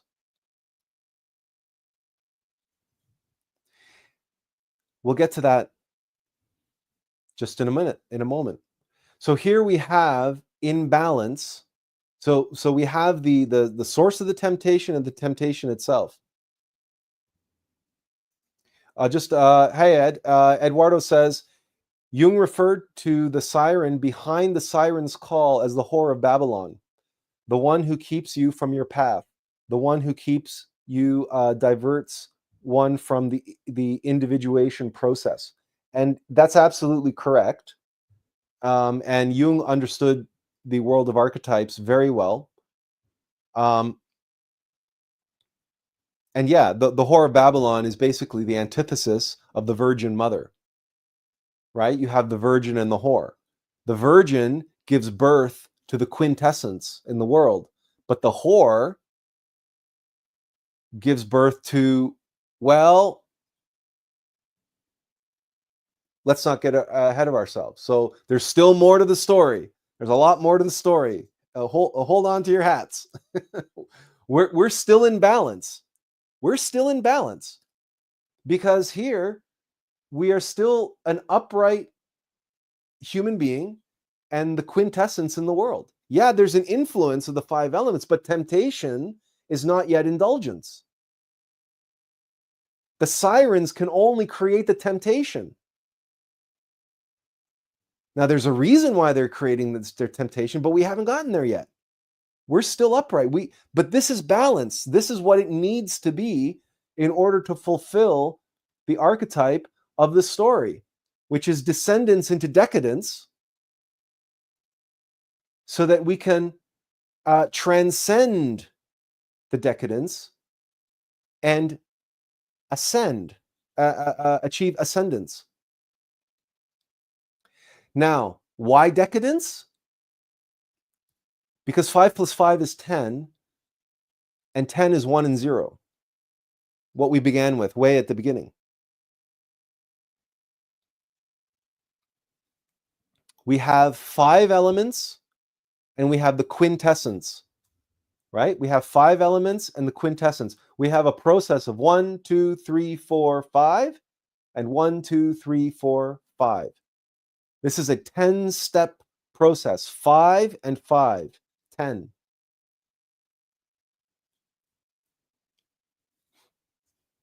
So it's a question of descendance and transcendence, overcoming the influence of the 5 elements, overcoming hesitance, coalescence, trends, and sirens that cause the influence of the 5 elements. And instead, in the transcendence of that, we achieve the affluence of the quintessence and we ascend and we achieve ascendance. But this is just the balance in the superficial level of this, because we know that our humanity is not this. Our humanity is not here. It would be nice, and in theory, this would be fantastic. But there's more to the story. There's more to the story.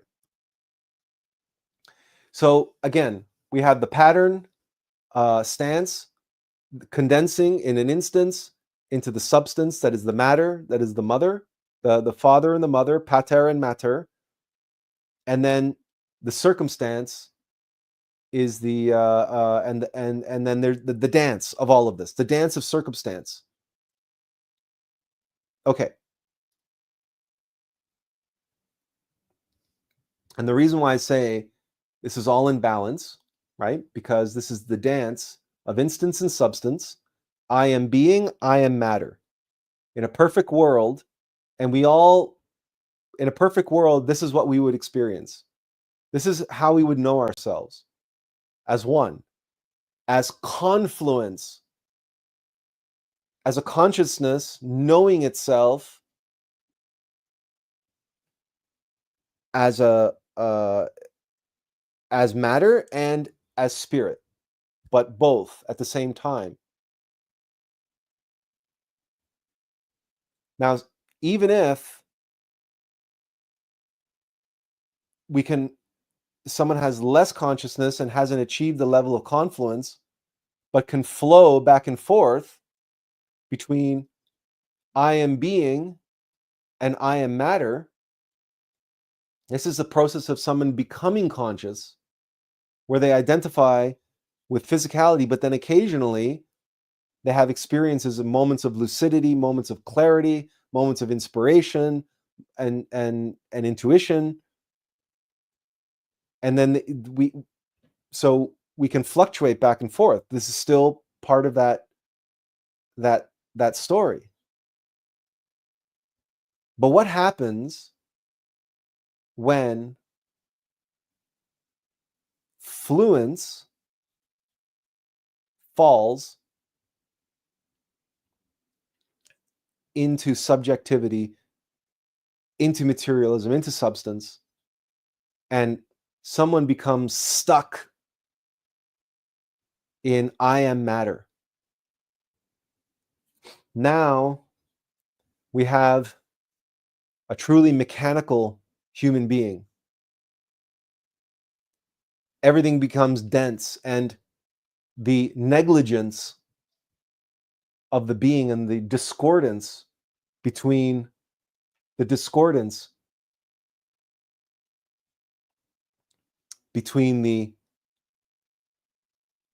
physical vessel and the essence.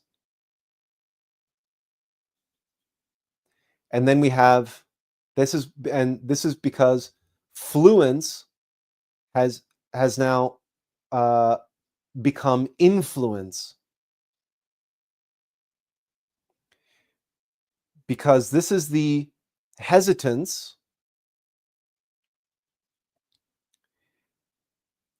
through the influence of the five elements. That influence takes control of the fluence. So if we can go back one slide here. So here we had the influence of the five elements. So when this influence can overtake and capture through the temptation, right, and through the trends and coalescence, and get the fluence to fall and flow down here, it becomes the influence of the five elements. But that influence now is supercharged because of the divergence via intemperance.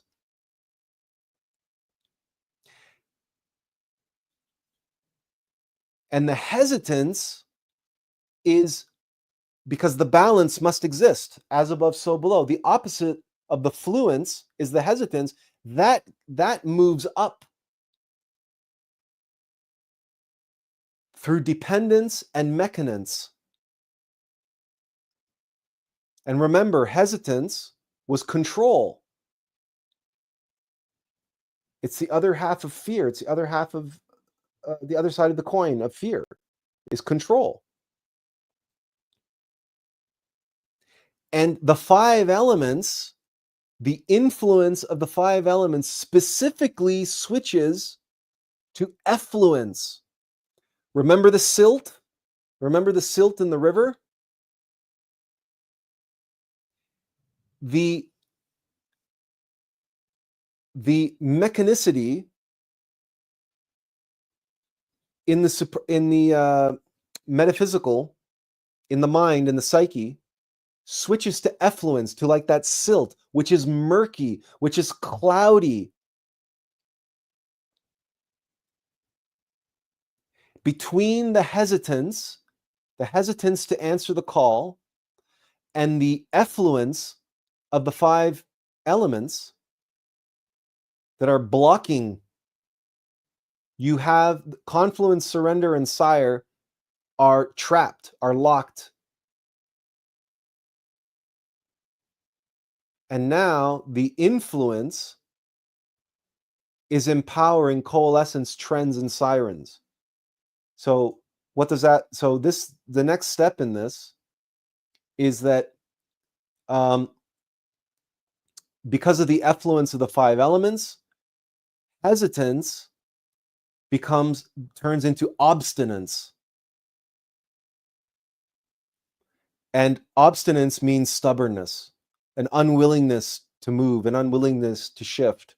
In other words, intolerance and severance, right? And so now this is where we switch from I am matter to I matter. What's more stubborn than that? Than the I? I want or I don't want. Right? It's no longer I am hungry. It's now I want a pizza. I want a burger. I want this. I want chocolate. I want, right? I matter. Now the hesitance, because of control and the coalescence, right? To gain, but that obstinance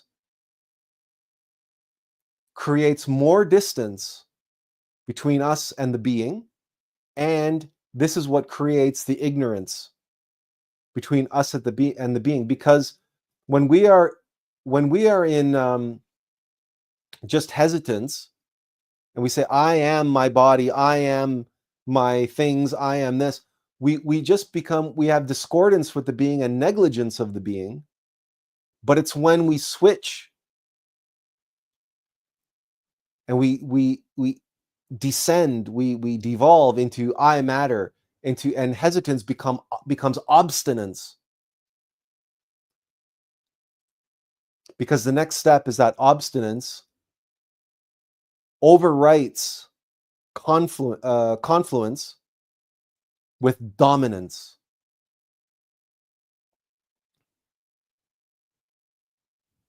And now we are in a state of defiance, and the being becomes in a state of absence, or at least we want it to be absent.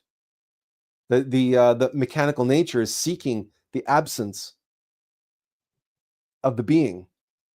Because remember, this is all related to severance, to sever. And the distance between the two is growing as, right, I matter even more. Now it's dominance over confluence. Now the next step is render. Surrender becomes render. Whereas before, surrender is to surrender. You know what that means? But render, it's like in 3D graphics, you want to render the graphics. You want to create, you want to manifest. This is why there cannot be a separation, a total separation, because here render is defined by reliance and consonance. Consonance is related to the fact that the energy that's allowing mechanical nature, the substance, to be able to achieve all of this came from above. It is the influence. So the influence of this is the consciousness, this is the energy, the creative energy that is being siphoned off, that is being harnessed here in order to render. Because every machine needs inputs to make outputs. And this is the whole realm of manifestation.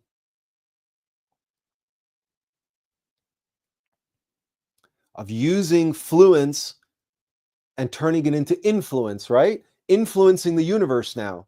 I want the universe to deliver to me what I want. Because I matter. Because I matter. So I'm going to use fluence to turn it into influence so that I can have dominance and I can render. Render what?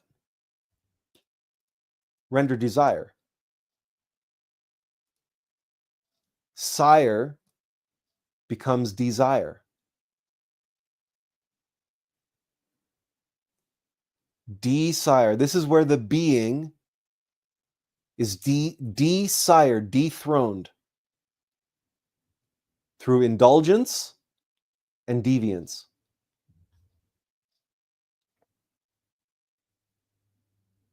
And desire for what? For affluence of the 5 elements. Because before we were siring the quintessence in the world, and what was clouding our judgment was the effluence, but now we have desire for affluence of the 5 elements. And for mechanical nature, the quintessence represents an effluence. Because free will, love, tolerance, conscience, consciousness, these are the things that are the wrench in the system. These are the things that derail the steaming locomotive. No. Mechanical nature wants certainty. It is determinism. It is deterministic. It wants dominance, and it wants to render what it desires. All based on, all coming back to coalescence and trends and sirens that we explained from the beginning. It's just fulfilling its programming. But like any machines, it's the built-in trends in mechanical nature that it wants to keep on going and coalescing and doing what? Calling its, spreading its influence. And the antidote to that, the antithesis of that, the opposite of that, is the quintessence. So that free will, that freedom, that conscience, that love, that tolerance, and not only tolerance but also perseverance, sentience, conscience, these are the what are effluents to the affluence of the 5 elements. So affluence, an abundance of 5 elements, an abundance of land, an abundance of followers, an abundance of fame, an abundance of fortune, right? These are what the New Age people talk about. Manifest abundance into your life. That is antithetical to the quintessence. It is absolutely and completely antithetical to the quintessence, to the being. You don't have to take my word for it. Observe what is self-evident. The language doesn't lie. The archetypes do not lie.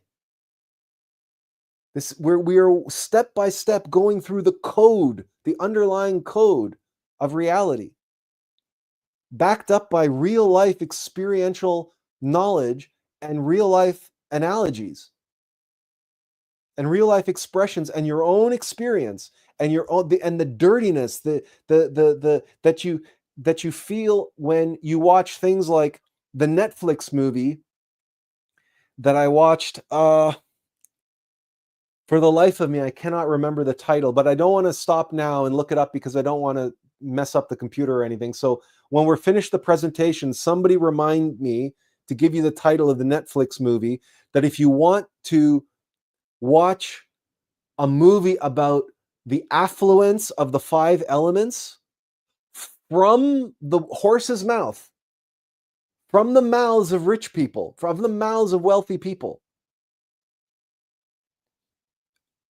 Remind me at the end of this show, and we might even be able to watch the trailer on YouTube or on that. Well, we can't. No, it's a Netflix movie, so they'll shut down the live stream and they'll cancel my video if I do that. So, but I will give you the name of the movie. Anyway, I don't want to get too far off on a tangent. We still have a ways to go. So, in other words, the being is desired.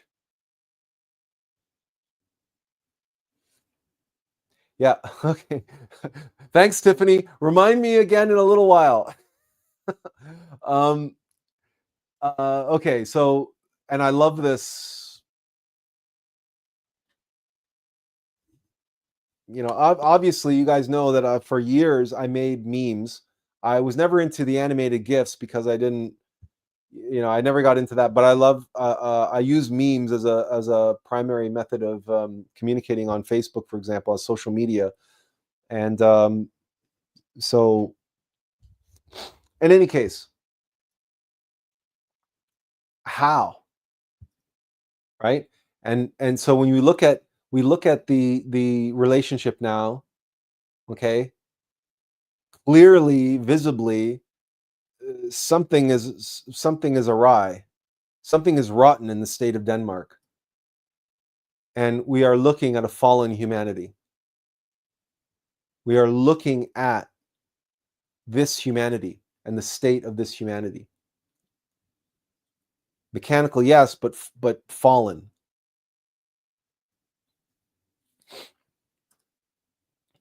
I most matter. It's a selfishness, and this is a confidence in our sentience. You have mechanical nature here. Its selfishness has a confidence behind its sentience, even despite the fact that it's not being. And the only thing that we are being is imbalance. And you can clearly see that. And the Tao is inverted from where it began. And the whole thing starts with fluence flowing the wrong way. It's flowing down and out. It's flowing down into being utilized by mechanical nature. Instead of experiencing it, this is all the path to indulgence.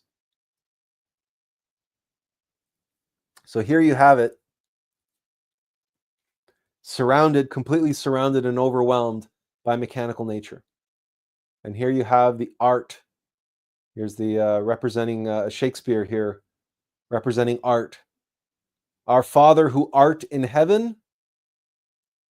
Now, this is our Father who art in heaven. This is where he finds himself. Our essence of the pattern of our pater. This is how we are in matter, completely overwhelmed and just looking around and like, oh, okay. And any artist alive today really kind of feels this way, especially now with the advent of AI and all that AI generated nonsense, that AI generated garbage, which ironically, this may be an AI generated video, this GIF. So you'll have to forgive me for that. I just find them and I use what I find. So if there's AI stuff in here, so be it. But right now, this is how the art, the fluence, right? Because no one was more fluent than Shakespeare. When we want to talk about a master of fluency, a master of fluence, and now he's surrounded by mechanical nature. He's surrounded by determinism. He's surrounded by all the materialist science, right? And he's overwhelmed. He's stuck. He's just looking around, but his mouth is not moving. Right? He's not fluent. He's not influenced because he's being influenced, and he's feeling trapped. And that's our quintessence. That's our innermost. So what do we do? Because we can't leave it this way. This is not right. The universe can't be imbalanced like this. There has to be a way to right the ship. There has to be a way to, for if things have gone this way, there must be a response, a reciprocal response.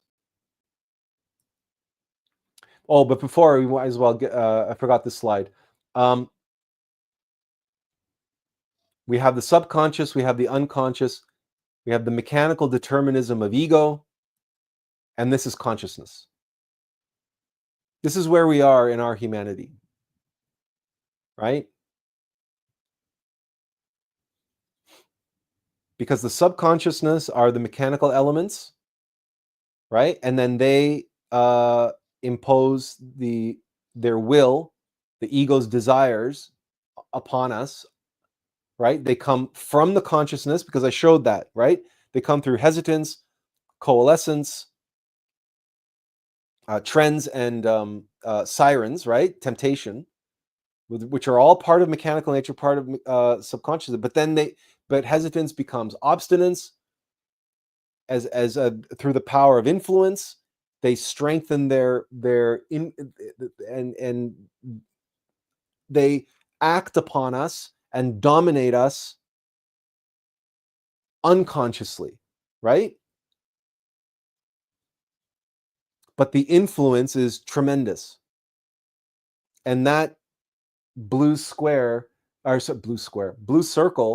this can just grow and grow and grow and grow. And the consciousness can become less and less effectual, because it's the effluence, and there's still the mechanical ego is still blocking, and there's still effluence in the consciousness, preventing us from seeing all this and knowing all this, knowing ourselves. Okay, so again, what can be done? How do we reverse it? Oh yeah, okay. So all of this results in us being entranced. We are asleep. The consciousness is asleep. And the confidence, there is another meaning of confidence. It's con artist. Confidence artist. And all those desires and materialism and everything else, we're entranced by it. We're hypnotized by it. The consciousness is hypnotized.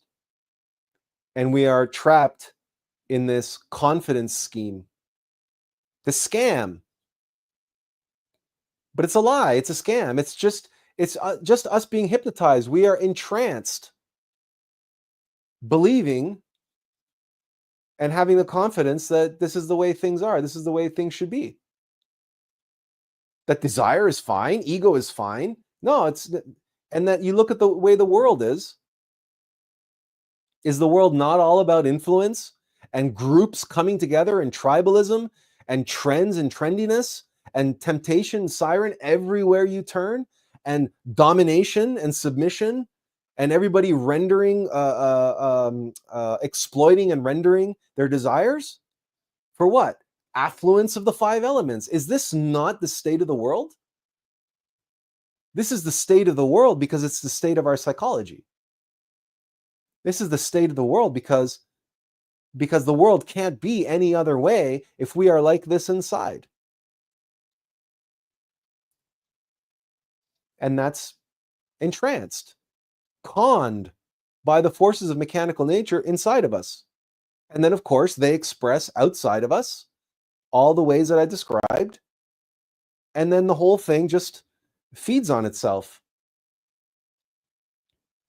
Right? And it's a positive feedback loop, but in the wrong direction. Right? We're spiraling down the toilet, deeper and deeper into hell. Okay, so here we are. What do we do about it? Okay, so the first thing to realize is that if within us fluence has become influence, then and the murkiness of the quintessence, the effluence, and the effluence that's blocking us from the quintessence. We must seek in ourselves to be in fluence. And what that means is to seek the influence of the quintessence. And come and be influence. Now, this is not a huge shift because we're under the influence already. The problem is that we're under the influence of our egos, of desire, of mechanical nature, is who we're under the influence of. And we're trapped, like in Shawshank Redemption. We're trapped in determinism and the subconscious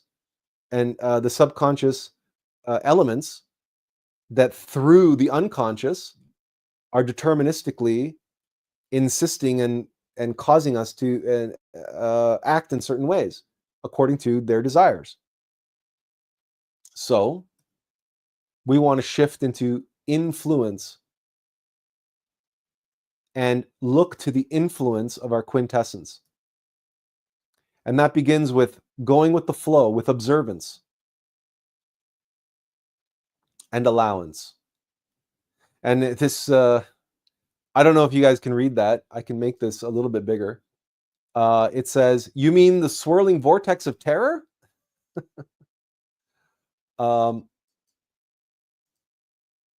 That's from Finding Nemo.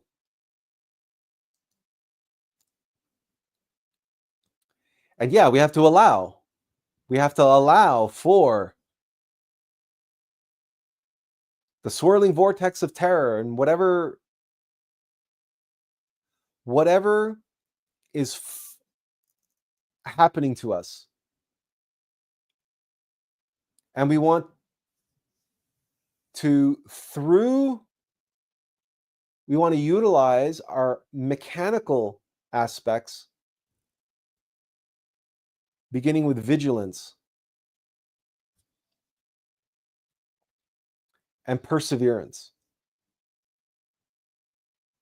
Now, this is where it's important to note that going with the flow sometimes means going against the flow.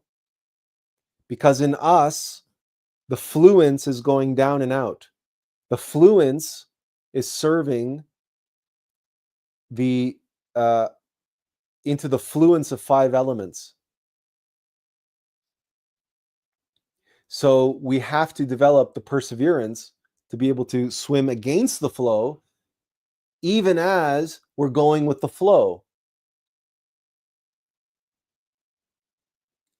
Because the sirens are always there and desire is always there to tempt us. And they are utilizing fluence to influence us. So even as we're going with the flow, we have to resist part of that flow. And for that, we must be vigilant and we must exercise perseverance. Now, how do we do that? Well, you'll notice that they're on the blue side. They're on the side of mechanical nature. We say, well, how is that possible? Because perseverance, way back when, if you remember from one of the very first slides, perseverance was in the orange. Well, it's peach. It was in the peach. I chose that color because, yeah, it's peachy. But here it's in the blue. Well, because we have to work with what we're given. And remember, the quintessence is always in the blue. It's always in substance. But remember from the first slide that this is sentience and conscience. And if influence is flowing down and out, what took its place? Obstinance. And what's obstinance? Pig-headedness, stubbornness. We, through the influence of the quintessence, through conscience, through knowing ourselves, through sentience, and being influenced, going with the flow of our intuition, for instance, our gut feeling, we can make use of that obstinance, of that stubbornness, and transmute it and transform it into perseverance. Because vigilance, right? It's like it's a special kind of observance. It's defensive, meaning it's part of hesitance, it's part of fear, and it's part of control. God works with the clay that's on the wheel, and remember, God works with matter, with substance. It's a dance. It's a dance. So we can utilize our stubbornness, our obstinance. We call it discipline, right? Yes, we call it willpower, and willpower comes from the being. It comes from the quintessence. That's the influence. But to really, at the beginning when we're struggling, to really, like, sometimes we have to like write down a schedule. And we say, this is my schedule.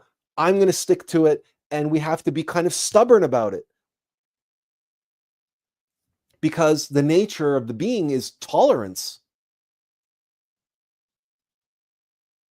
But sometimes, in order for the sake of where we are, that we're in hell, sometimes we have no choice but to utilize the enemy, to utilize the adversary to our benefit. And if the adversary right now is using obstinance and dominance, then perhaps we can make allies of obstinance in order to do what? To gain dominance of our oppressor. So at the beginning, when I was on my diet, because I'm very, very flexible with my diet for epilepsy, but at the beginning, I was an absolutist because I had lived so long with the epilepsy, and I suffered so long. And when the diet was given to me, when I prayed for a path out of hell, out of the epilepsy, I received the diet. And so I followed that diet absolutely. And I was an elimination diet, and I wouldn't touch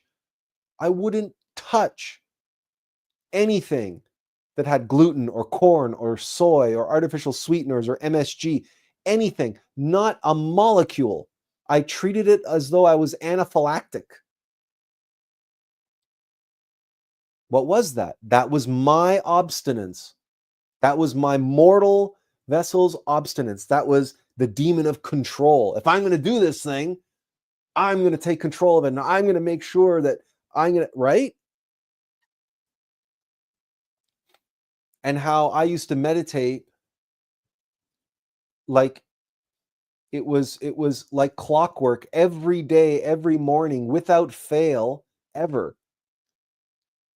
And when I first, found gnosis and stuff, I was like, and I was beating myself up, and I was beating other people up over the head on Facebook and everything, right? Because it was my obstinance.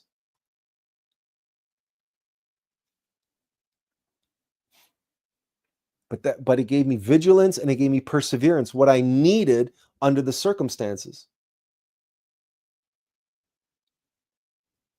We mortals, our quintessence is trapped in hell, right along with us. But who is the demon that's trapping him? We are. But if we can put ourselves in fluence, right? Going with the flow and allowing. Patience is a virtue. and make ourselves vigilant in what? In our observance, in ourself. What are we vigilant of? We're vigilant of the causes of severance, the things that are severing us from our highermost, our innermost being. So what's separating us? What's blocking us? What's causing the effluence that's preventing us from receiving the influence of our being? We have to be vigilant in our obstinance of what is dominating, what has dominance over us. What are our desires? What trends are we following? What coalescence are we being trapped in? But how? What's the dominance that's dominant in our life, in our psyche? We have to be vigilant of that. What is severing us from our higher self? What is severing the connection between us and our higher self? Vigilance, self-observation, and vigilance of that. And then we have to persevere against that. We have to persevere in light of that, in spite of that. Okay, I think I spent enough on that slide. Dominance, the dominance of our desires must be replaced with conscience. This is first and foremost where we receive the influence of our quintessence, is through conscience. And by conscience, I'm not just referring to the conscience like Jiminy Cricket, the thing that tells us the difference between right and wrong. Obviously, this is the complete definition of sentience and conscience. In other words, consciousness, awareness, and the qualities of the consciousness, everything from doubt to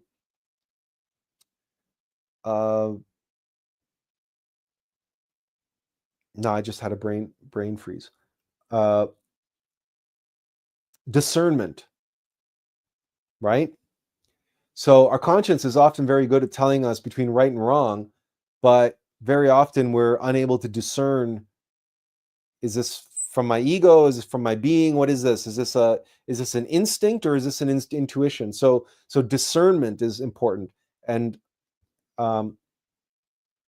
so all of those are connected to that aspect of conscience. Now, obviously, render,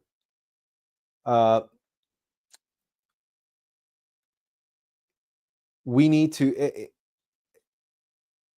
the mechanical process was to generate the objects of desire. We need to comprehend.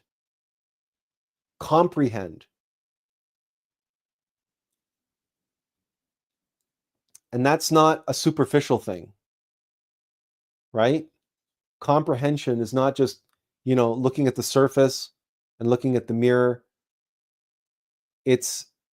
We comprehend in meditation. We use the consciousness to comprehend. And so this is obviously an active, the self-observation, the vigilance, the perseverance, the allowance, right? The patience. These are all things that we can do now. And then meditation on what we've observed. And we wait for the comprehension. And what are we comprehending? We're comprehending desire.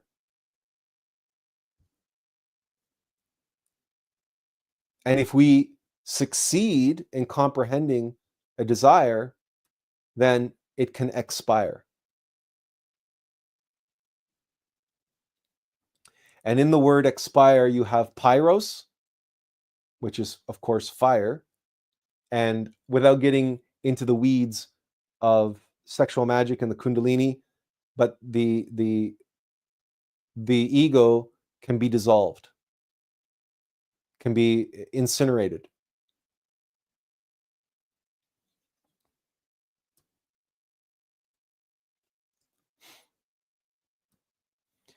And the coalescence, the coalescence of the many egos, the many psychological aggregates that we need to dissolve, right? In time,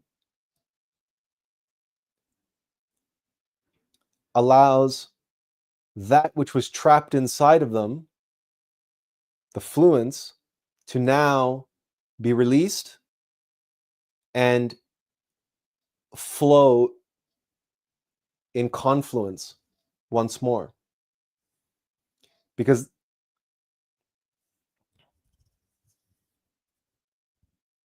the egos, the psychological aggregates, are only capable of coalescence. And you only need observe yourself to know that.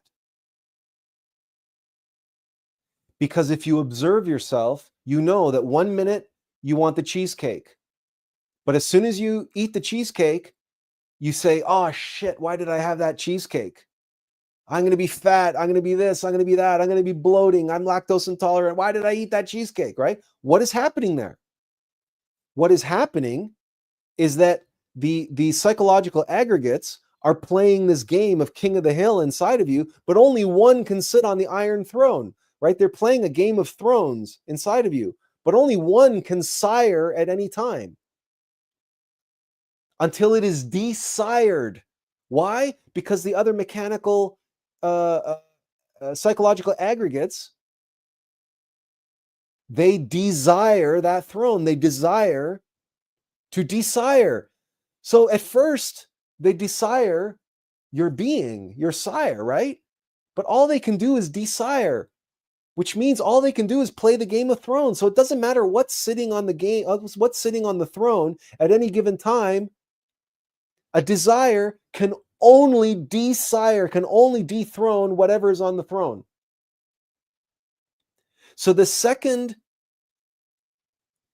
or at any opportunity, whatever is sitting on the locus of your consciousness, whatever the locus of your being, the thing that is in control of you in any given moment, the thing that has possessed you in that moment, bang, a second later, something else has taken its place. It's because of desire. The game of king of the hill, that is all that egos can or want to do. They want to influence, they want to dominate, and they want to render the object the subject of their programming, which was rendered and created by us falling for the siren call and allowing our fluence to flow down and out and flow into them in the first place. Because as soon as they get a hold of that creative energy, a machine turns on, and what is it? The first thing anything in mechanical nature does, first thing it starts to seek is to reproduce itself. That's what the siren call is all about. That's why I brought up the songbirds. Because the male sings when it's horny, basically.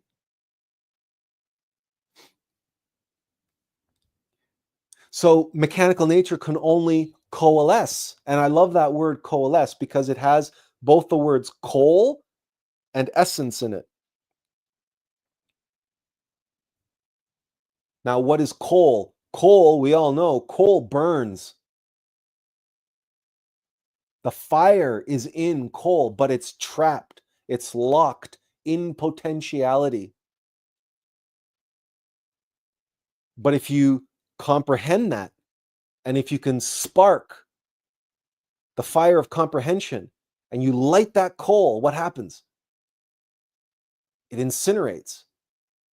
And what's get released? Not only the fire is released. The essence that was trapped, that was dense, that was condensed, the fire that was condensed into that coal is now released. It's like the water that was trapped in the ice cube has melted, and that water can now achieve what? It can achieve confluence again. It can be confluent. This is sexual alchemy. This is alchemy. The transmutation of lead into gold. The transmutation of that which is mechanistic, deterministic, that is trapped in coalescence, that is trapped in domination, that is trapped in desire. We can release that and we can shift back into fluence and confluence. So the trends Well, clearly, we have to surrender the trends. We have to surrender to the mechanicity within us. The things, the habits, the things that we do unconsciously, the things that we do mechanically, we have to do them. We have to surrender. Surrender to what? Surrender to confluence. The confluence that is influence and being influenced by the quintessence. We surrender to that influence. Instead of following the trends, the siren calls, the desires, the temptations. You have to fight against that. When we have to let go of the baggage, let go of the things that are holding us back. We have to surrender everything that we thought we were and everything we thought we knew. We surrender all of that.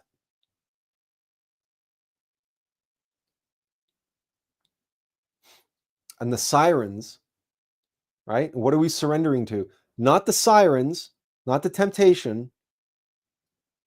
Oh, sorry. Surrender also means to serve.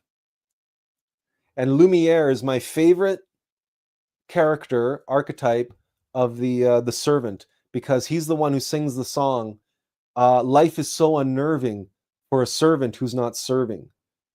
He's not whole without a soul to wait upon.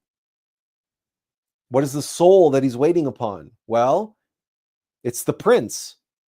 It's the sire of the castle. But that sire is trapped in this beast. So Lumiere serves the beast and the hidden master. And, well, you all know the story. So here he's just trying to help the beast be more polite and friendly. So we surrender to our sire, our master, and we surrender in order to sire, as I said before, to give rise to, or to bring into the world the affluence of the quintessence. This slide is not very clear. So the influence of the quintessence, once we surrender to our sire, now we can focus on the affluence of the quintessence, and this is in the supernal worlds. And once again, we're no longer interested in an affluence of the 5 elements, because the desires have expired, and we've given birth to the affluence of the quintessence in the supernal worlds. We have within our mechanical nature, we've given birth to the human soul. And on another level, on multiple revolutions of this, we can even give birth to the innermost intimate Christ. And we can born into the world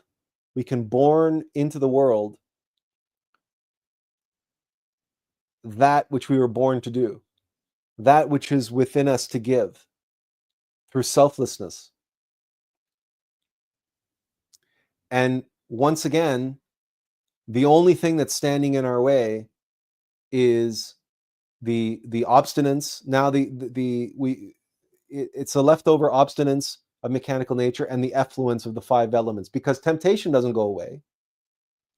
And we have to live with the physical body still, right? Which let's face it, the physical body is a very useful tool, but especially as we're getting older, we all know that there's still temptation, there's still the need to eat and sleep, and there's physical limitations, and then there's financial limitations. These are all clouding our ability to do what it is we do in the world. There still has to be some resistance, in other words. There must be some resistance. What you've seen here doesn't mean that everything becomes easy now. No, on the contrary.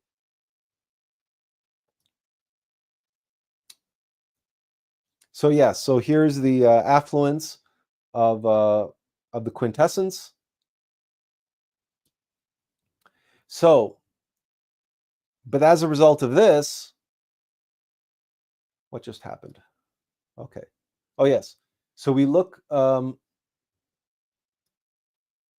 we were suffering from the confidence and being entranced and the being desired and I matter most and selfishness. But now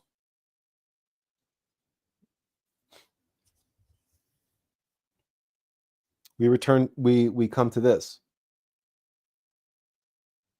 We are a being in selflessness, and we have a conscious understanding, a conscious knowledge of ourselves that I am not matter. We are not desired. We are now able to sire our gifts because look how large.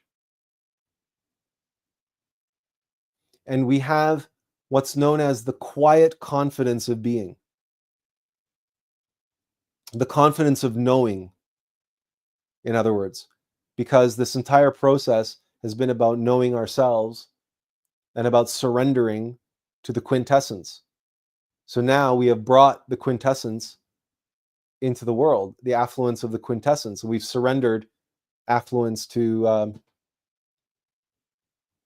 the five elements. Through observance and allowance, we now develop the significance of our eminence, our greatness. And we did that through vigilance and persistence. And then, oops. So this is where we were on the left. And now this is where we are. We were mostly unconscious and subconscious with very little consciousness. But now we've transmuted unconsciousness into consciousness. And the subconscious, the influence of the subconscious is greatly reduced. So our mechanical deterministic ego is replaced by conscious free will. We still have some ego left, but its influence has been greatly diminished, if not rendered mute and obsolete. And it's as Carl Jung said, until you make the unconscious conscious, it will rule your life and you will call it fate. Well, this process that we've gone, this imbalance has now been gone in the other direction, but this is now on the right. You're looking at someone who's awake or self-realized or resurrected master. It's just a case of degree, right? Maybe I'll make a slide that's showing these two bubbles getting bigger and smaller in degrees, right? But this is what an awakened, self-realized human being is, or certainly even a Christified master. In which case there is no ego. It's just a speck.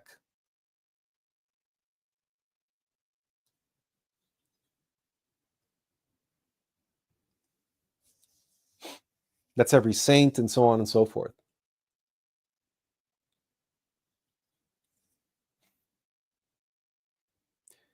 And once our life is over and we've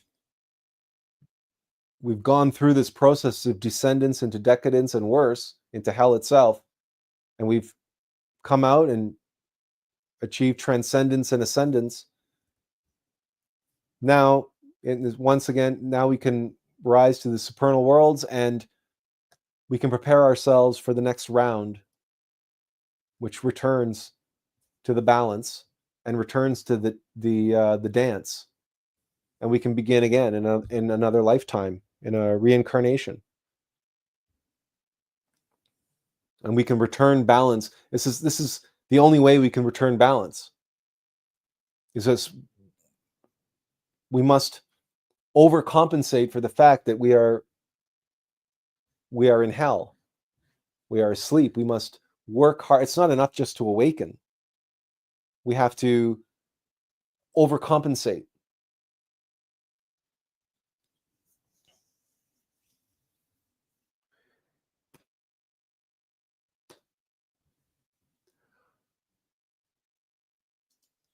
Okay. Wow. Well, that only took nearly 3 hours. So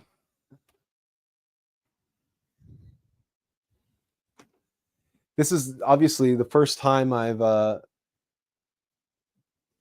gone through the presentation, looking at,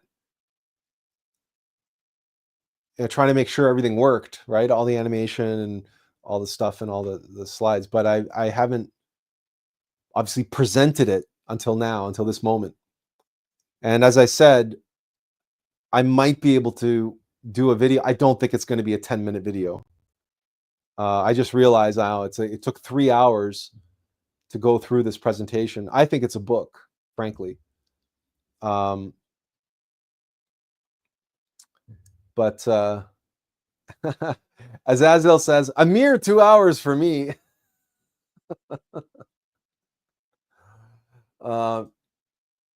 So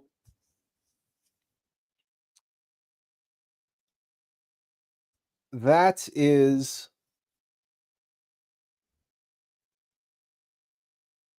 in relation to the title of today's talk,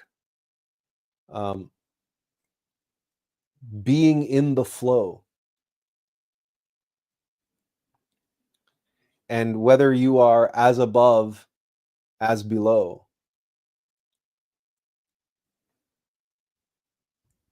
It was important for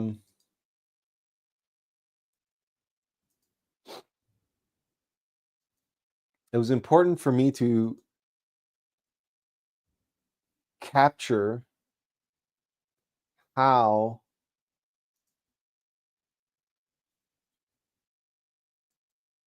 for every aspect above, there is a reciprocal aspect below that is reliant on. Remember that word reliance. It's reliant upon, dependent upon the nature of that aspect above.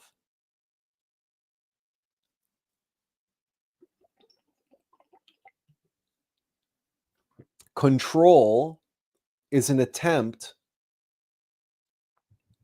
to harness fluency and like the anti-lock braking system that allows us to slow down and stop while maintaining control. It's not cutting off the fluency. It's the same way that a dam, yes, it dams the lake or whatever, but it does so because it wants to regulate the water flow out of the dam, and it wants to harness through that regulation, it wants to harness the hydroelectric power. Because as you know, from 2 weeks ago, 3 weeks ago, there's nothing mechanical nature desires more than power. Because all machines need power. They can't function without it. The best example of this, I think, is confluence versus coalescence. How the flowing together versus the mechanical ways that things assemble and they try to work together, which is hesitant, which its nature of coalescence is hesitance. There's no, even schooling fish right? Number one, the whole reason why fish move in schools and birds move in flocks is if you ever seen starlings, for example. There, it looks. You look at schools of fish in the ocean and starlings in the sky, and you say, "Oh, look, it's the same pattern." And what are they doing? They're avoiding prey. They're confusing prey. In other words, hesitance is behind that coalescence. And I guarantee you that those individual birds, they're like, they're not all completely in sync. They're bumping into each other. They're hitting wings. Those fish are like bumping into each other. It's like, what are you doing? Like, it's crazy. There's some order there, but there's a great deal of chaos in there, because that's a word. The two words that I wanted to avoid in this presentation are order and chaos. Number one, because they're not understood, and number two is because they're cliche. I wanted to apply words that mattered, words that were meaningful, truly meaningful, that were not superficial, that were not cliche, that would not allow people to look at this and dismiss it or think they understand it because they looked at it for 3 seconds. Oh, that's the Tao, that's order and chaos, that's masculine and feminine. I understand. I know all that. Do you think people think about this? Do you think people go into this kind of depth when they study the Tao? Maybe the Taoists.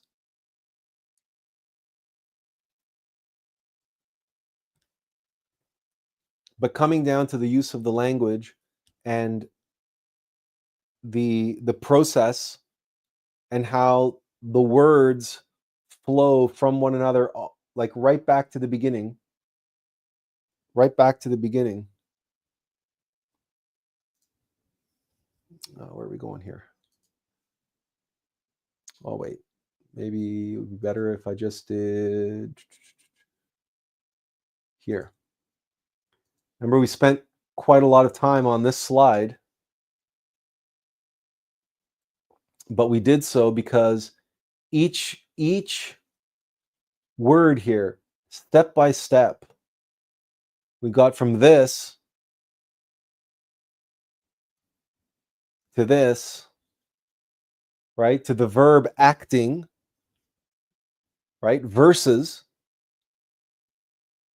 the action word, the verb, versus, but versus what? The adversary. A verb and action has no purpose, or it cannot exist unless it acts upon something or through something or with something.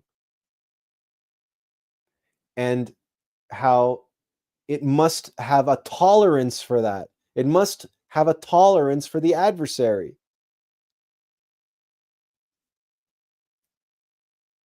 In order to do that.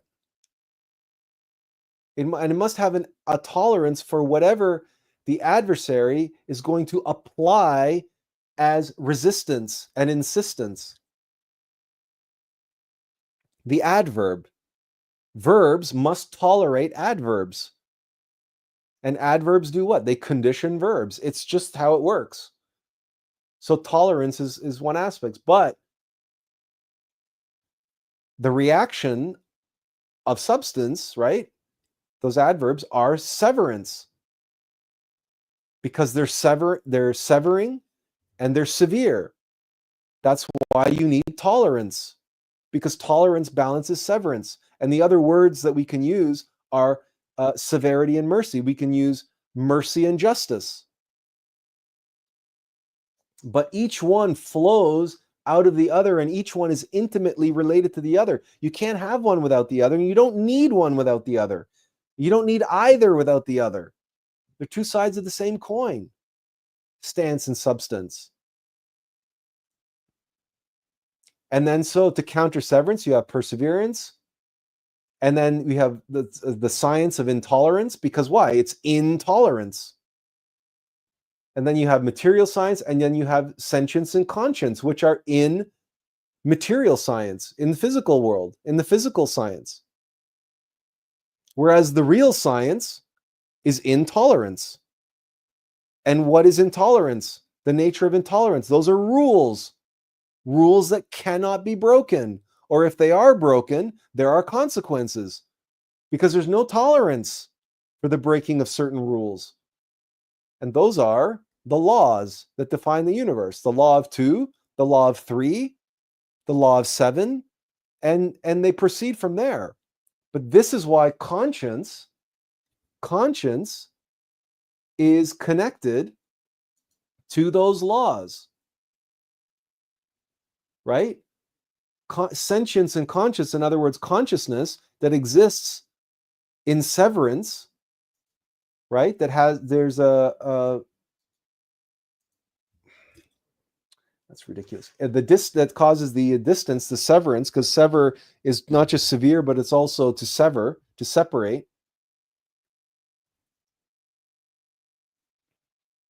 So all of this flows from one, and each one is like it's like a back and forth. It's the dance. It's the dance.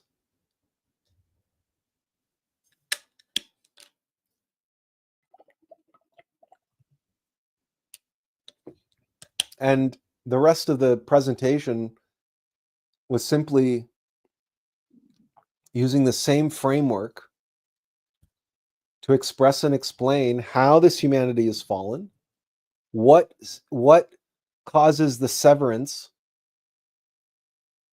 between us and our sentience, our conscience, our the quintessence, and the emergence of resistance and insistence, that's determinism, and the observance allowance that give rise to the significance of our eminence. And the eminence, which means greatness, but it also means the source of that which emanates. So, and what emanates? Well, the eminence leads to the emergence. The emergence of what? Resistance and insistence. And you go around and around and around. The meaning of greatness can only be known through the emergence of resistance and insistence, only by versus the adversary of mechanicity, of mechanical determinism, and the observance and allowance of that, and then utilizing the vigilance and perseverance.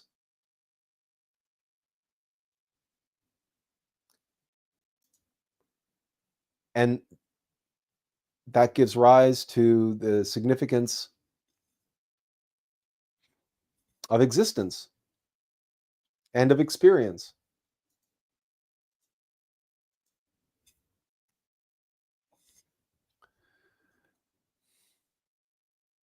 Does anybody have any questions?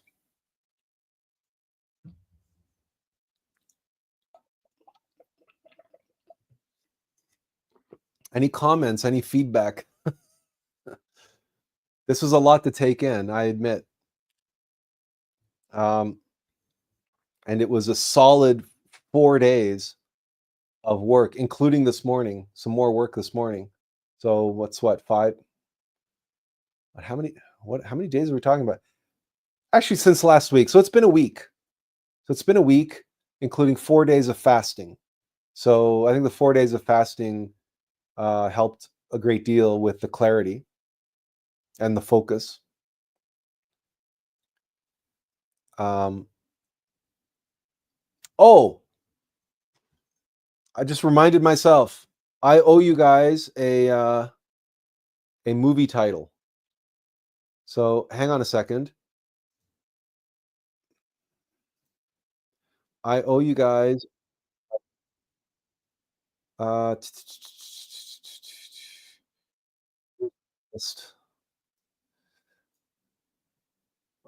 see. there something here called Watch Again? Ah, like somebody help me. I don't use Netflix enough. Is there a way, like, is there a place for like Watch Again or or is there a history?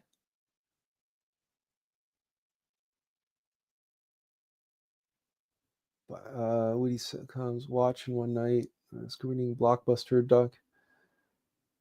Uh, just goes to show you how much of a luddite I am when it comes to this. Here's my list. Okay, no, but that's my list. I want the stuff that I've already watched. Oh, what a completely useless interface.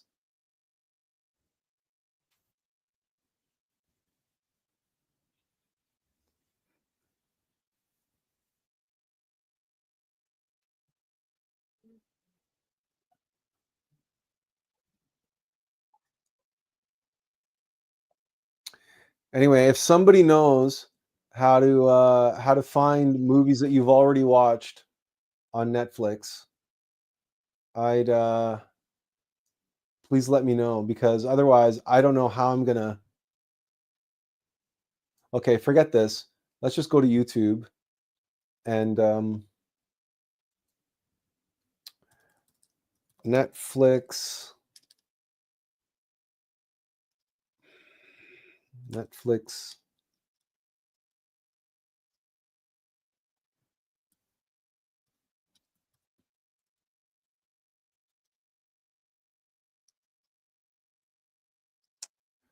Wealthy people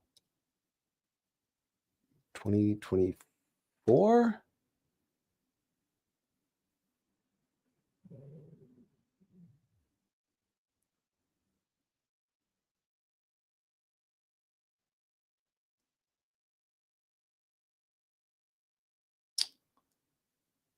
No, that's completely useless. Anyway, Benjamin says, let me Benjamin says, I've learned a lot from this. Thank you. I'm curious. Is this correspondence available only in English? Is it chosen because English offers certain advantages? At the moment, it's more or less only in English because that's the language that I speak most fluently. But also, English is a hodgepodge of so many other languages: Greek, Latin, and French. Okay. So all the Latin languages, but then there's the Germanic languages, the Nordic languages, and there are so many different. English borrows and steals from so many different other languages that it is even more potent when it comes to this than, let's say, even if you just wanted to use Greek or Latin, or a Latin derived language, because they don't have the benefit of the Germanic backgrounding words and so on and so forth. However, having said that, my guess is that the next best languages that this could work with, that could work with this, or that this model could work with, would be Latin-based languages, because Latin abandoned a lot of the Greek, so it doesn't have the benefit of the Greek. So, or only some Greek. So I honestly don't know, because I don't speak those other languages. So somebody would have to come along and try to translate it and see if they get the same result. Um, but your question is like asking, could Shakespeare have written in any other language? Well, have you ever read or seen Shakespeare performed in another language? Does it compare to the original? I don't know, because I haven't. And there would be no reason for me to watch Shakespeare in French, or say Shakespeare in, I don't know, Swahili. I don't know if people have made the translation, but I don't know if it's any good, because if you don't speak the language, how can you possibly know? And you would have to compare the English to the other language. You would have to be very fluent in both because of the difficulty, the challenge of Shakespeare. I'm not saying that what I did today was Shakespeare. I'm just using that as an example. That one of the reasons why Shakespeare is because he was working with English, and he did have access with his knowledge base to uh, an incredible number of sources of other languages that he pulled from. Just like that's one of the reasons why English is as rich as it is, because many of the poets who are writing in the past in English, they begged, borrowed, and stole from so many other languages, and all of that stuck because the people who wrote the Oxford English Dictionary and the Oxford Encyclopedia of English decided that any word used in any English book ever written would make it into the Oxford Encyclopedia of the English Language. There's actually a wonderful movie about that, starring Mel Gibson. So yes, I can't answer this question. Is this correspondence available only in English? I can't truly answer it. Right now, it's only available in English. Benjamin asks, do you think English might eventually become the universal language spoken worldwide? It kind of reminds me of the Tower of Babel days when everyone shared just one language. I've even heard it called the language of angels, or Angalish. Yes, it's actually, that is what it is. That is where English comes from. It's Anglais. Anglais. It's like very similar to Angale, right? Yeah. So that it is related to that. So now, is that why English is the most dominant, prominent language in the world? Well, not in places like China, but even in China, people take English lessons. Just like when I taught English in Japan, and being able to speak English was a huge cultural. It was very important culturally to the Japanese. It was fashionable, really, but it was also important from a what do you call it, for business and for other reasons, right? So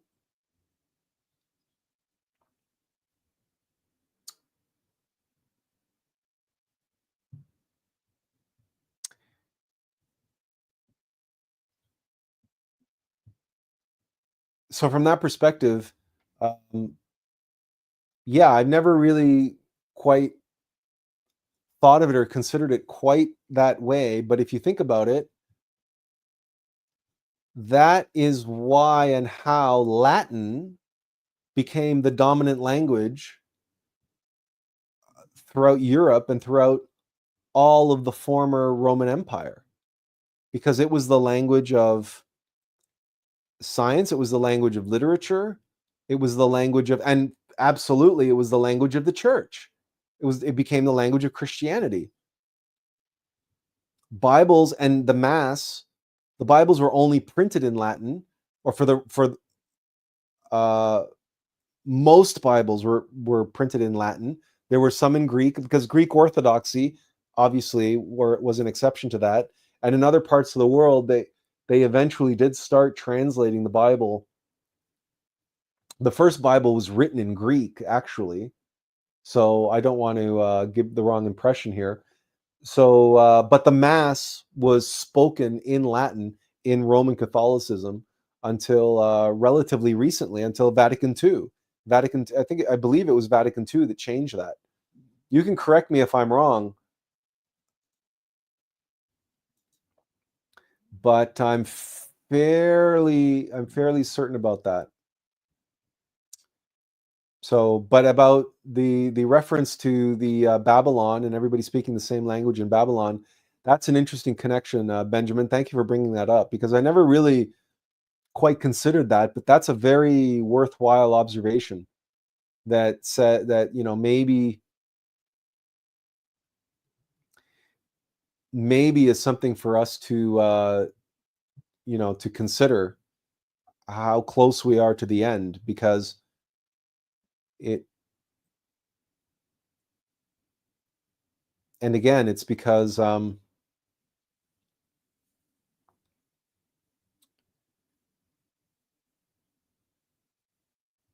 like Rome, everybody had to, at least on some level, everybody had to speak Latin, and the height of that was when Rome fell. But then Latin endured for quite a long time afterwards. So anyway, but thanks for the observation, Benjamin.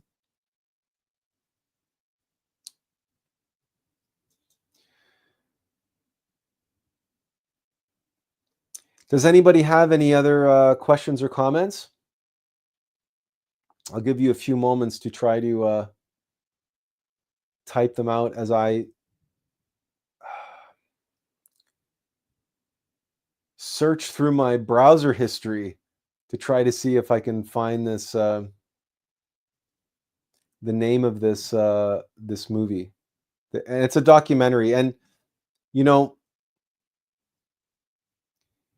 the documentary was made by the woman who made the documentary The Queen of Versailles, about a wealthy family in the United States who set their mind to building America's most expensive mansion, America's most expensive estate. And that's a startling sort of documentary.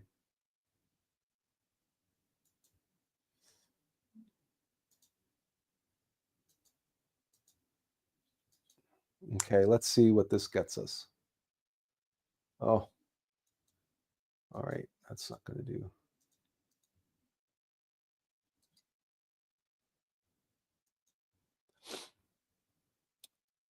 Tiffany says, solid presentation today for thought expansion and clarity of terms used. Thank you, Atlas. I appreciate the time always. Take care, everyone. Thank you, Tiffany. Thanks for the feedback.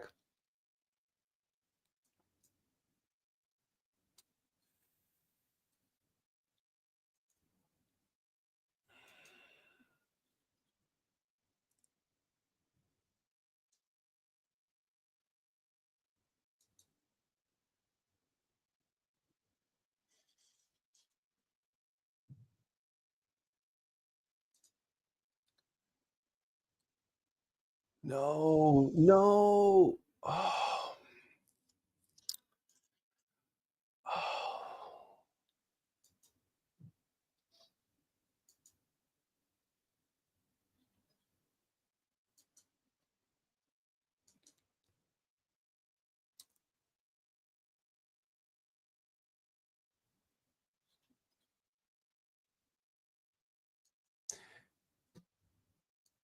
Technology can be so maddening sometimes.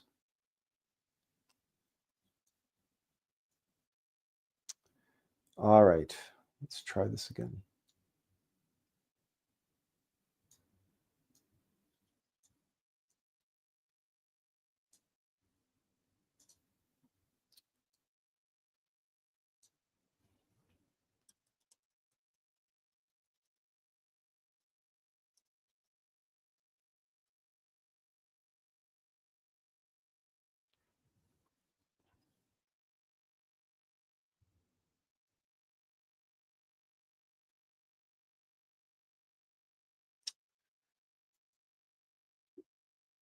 Or was it?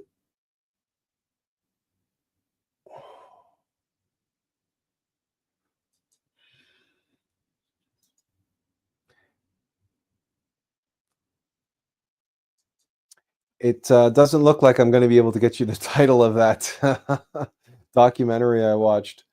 Not today. Mind you, if you have if you have Prime Video. I watched the Conclave because I needed a break from doing all this presentation. I watched Conclave with Ralph Fiennes. It offered a kind of interesting insight into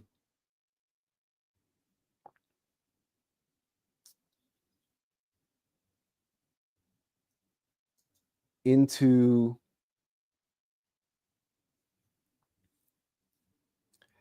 the world of electing a pope, including all of the strange politics, et cetera, et cetera. It was beautifully shot, very well directed, and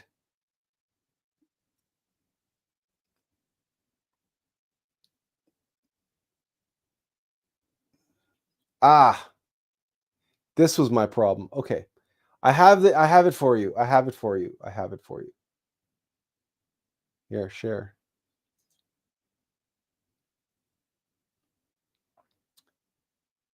Okay. So let me here. The movie is called Generation Wealth.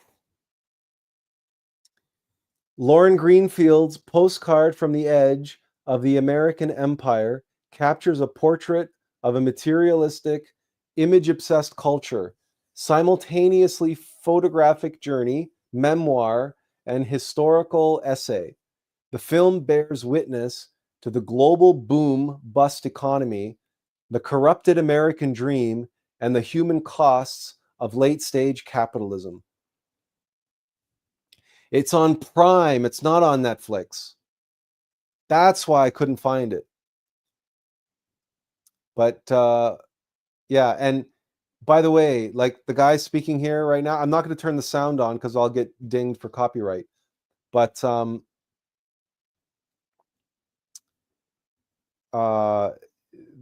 most of this is coming directly from the horse's mouth. So you'll hear from billionaires, you'll hear from the people who are in hell, right? And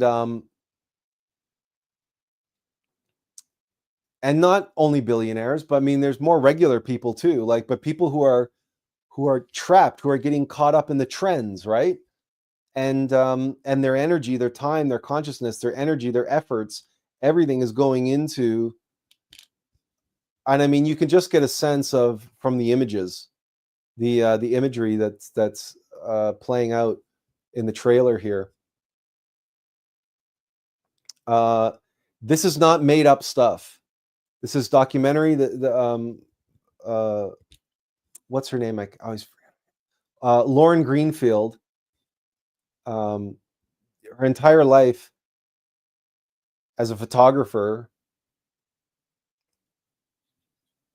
she's like devoted her life to this subject, really, of photographing basically what amounts to mechanical nature run wild.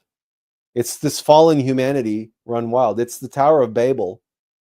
But if you ever want to watch it in a no holds barred documentary that doesn't pull its punches, it's not too long. It's an hour and 45 minutes, but it's rated R. Okay, it shows you what most of the sanitized, I don't know, popcorn documentaries don't and won't and never will. This again,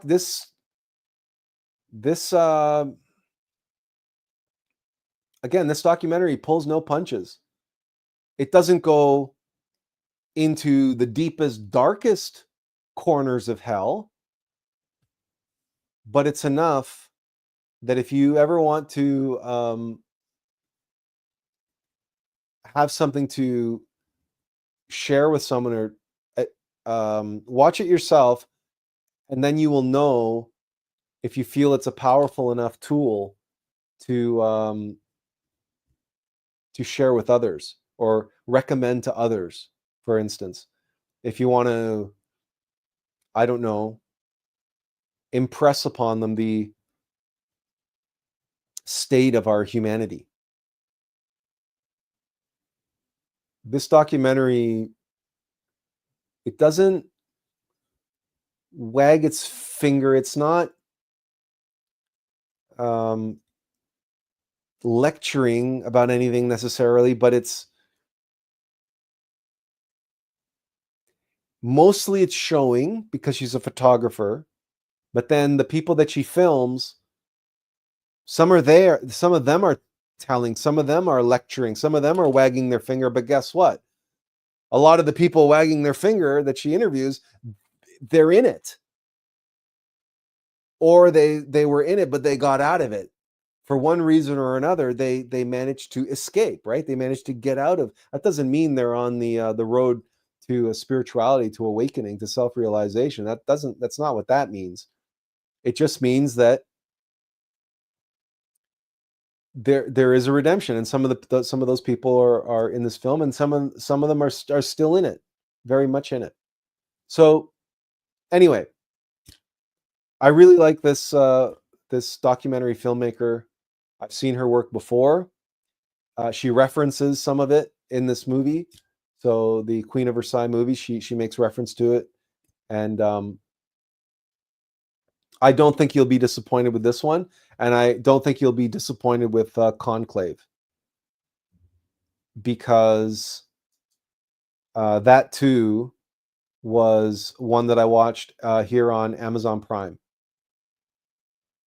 So Conclave is one of the better movies that I've seen in the last few years. And I suppose I could talk very briefly about The Brutalist, which I watched as well. You don't come here for movie reviews, but I would tell you not to waste your time with it. If you're interested, ask me about it. Otherwise, I'll give everybody 2 more minutes in case somebody wants to write a question or leave a comment. But I figure if you guys have wanted to do that, you would have done that by now. So I want to thank all of you for spending the time. Today was another long one, 3.5 hours. But I want to thank you for taking the time and spending it. Oh, Benjamin Ochoa says, I didn't know Conclave is already on Netflix. It's not Netflix. It's Prime Video. Yeah. There should be one here. Watch it again, right? Watch it again, watch it again, watch it again. Yes, it's here. It's on Prime. It's on Prime.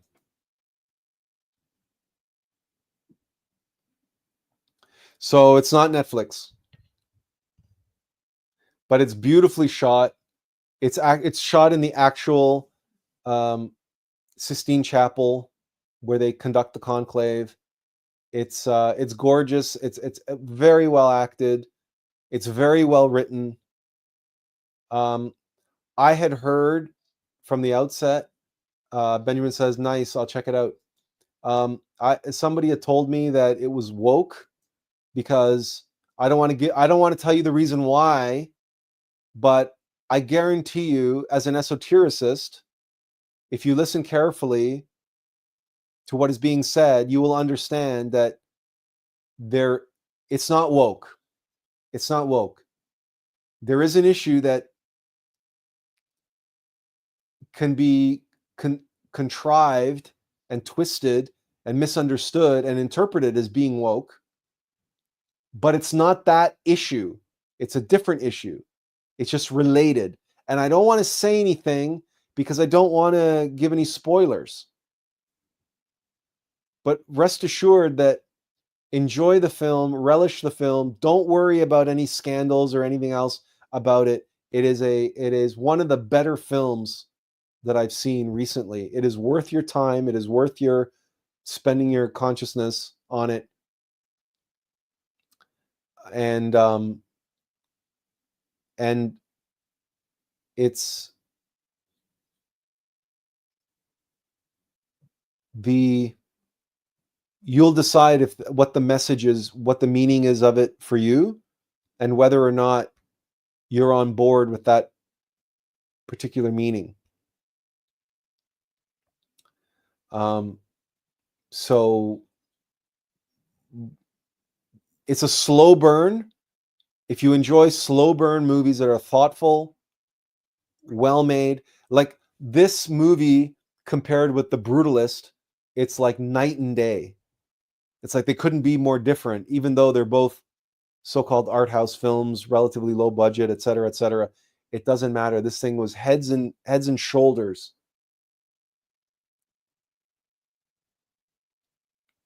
And there's yeah, especially if you like people like crisis of faith and people struggling with their faith, because it's all about the election of a pope. So I don't know. It was fascinating for me also because being a Catholic or being raised Catholic and having my own thoughts and my own reservations and hesitations, let's say, with the Catholic Church for many years. It's fascinating to get this kind of like inside view. Oh, and by the way, Isabella Rossellini is in it. Ralph Fiennes is in it, and it's also there's some very good actors in it. Let's put it this way. Stanley Tucci. So anyway, look, nobody else has posted any questions or comments, so let's call it a day, everyone. Thank you again. I look forward to seeing you next week, and we'll see about this presentation. If I put pen to paper, maybe I'll put pen to paper and draft a script, and maybe, I don't know, 20 minutes, half an hour, can we pull it off in that time and still have it as rich and as full with meaning? I think that maybe I can. So we'll see. So keep an eye out for that. Well, it'll be in at least another week before that gets done. So because as you can tell, it's a lot, it's pregnant with a great deal of knowledge. I mean, it took us 3 hours to get through. Right? Now it's the first time I presented it. Surely that's a big part of it. But also because it's like a Pandora's box. It's like the gift that keeps on giving. These words are so pregnant with meaning.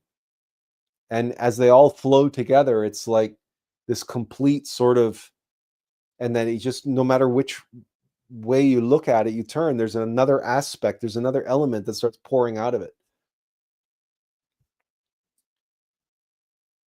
And it's like the Tao itself. You can study the Tao, you can talk about the Tao. It's just a symbol. And look, all of this that you saw today was born out of that symbol, out of the Tao, which, by the way, the Tao, the Tao is E08. I imagine in ancient China, Yao Yu or Yao Hu didn't go over very well. So the T is the cross. It's makes the E-A-O Tao. So thank you all for coming. Thank you all for being here. I look forward to seeing you next week. And until then, as always, everyone, I wish you all an inventional peace, and take care.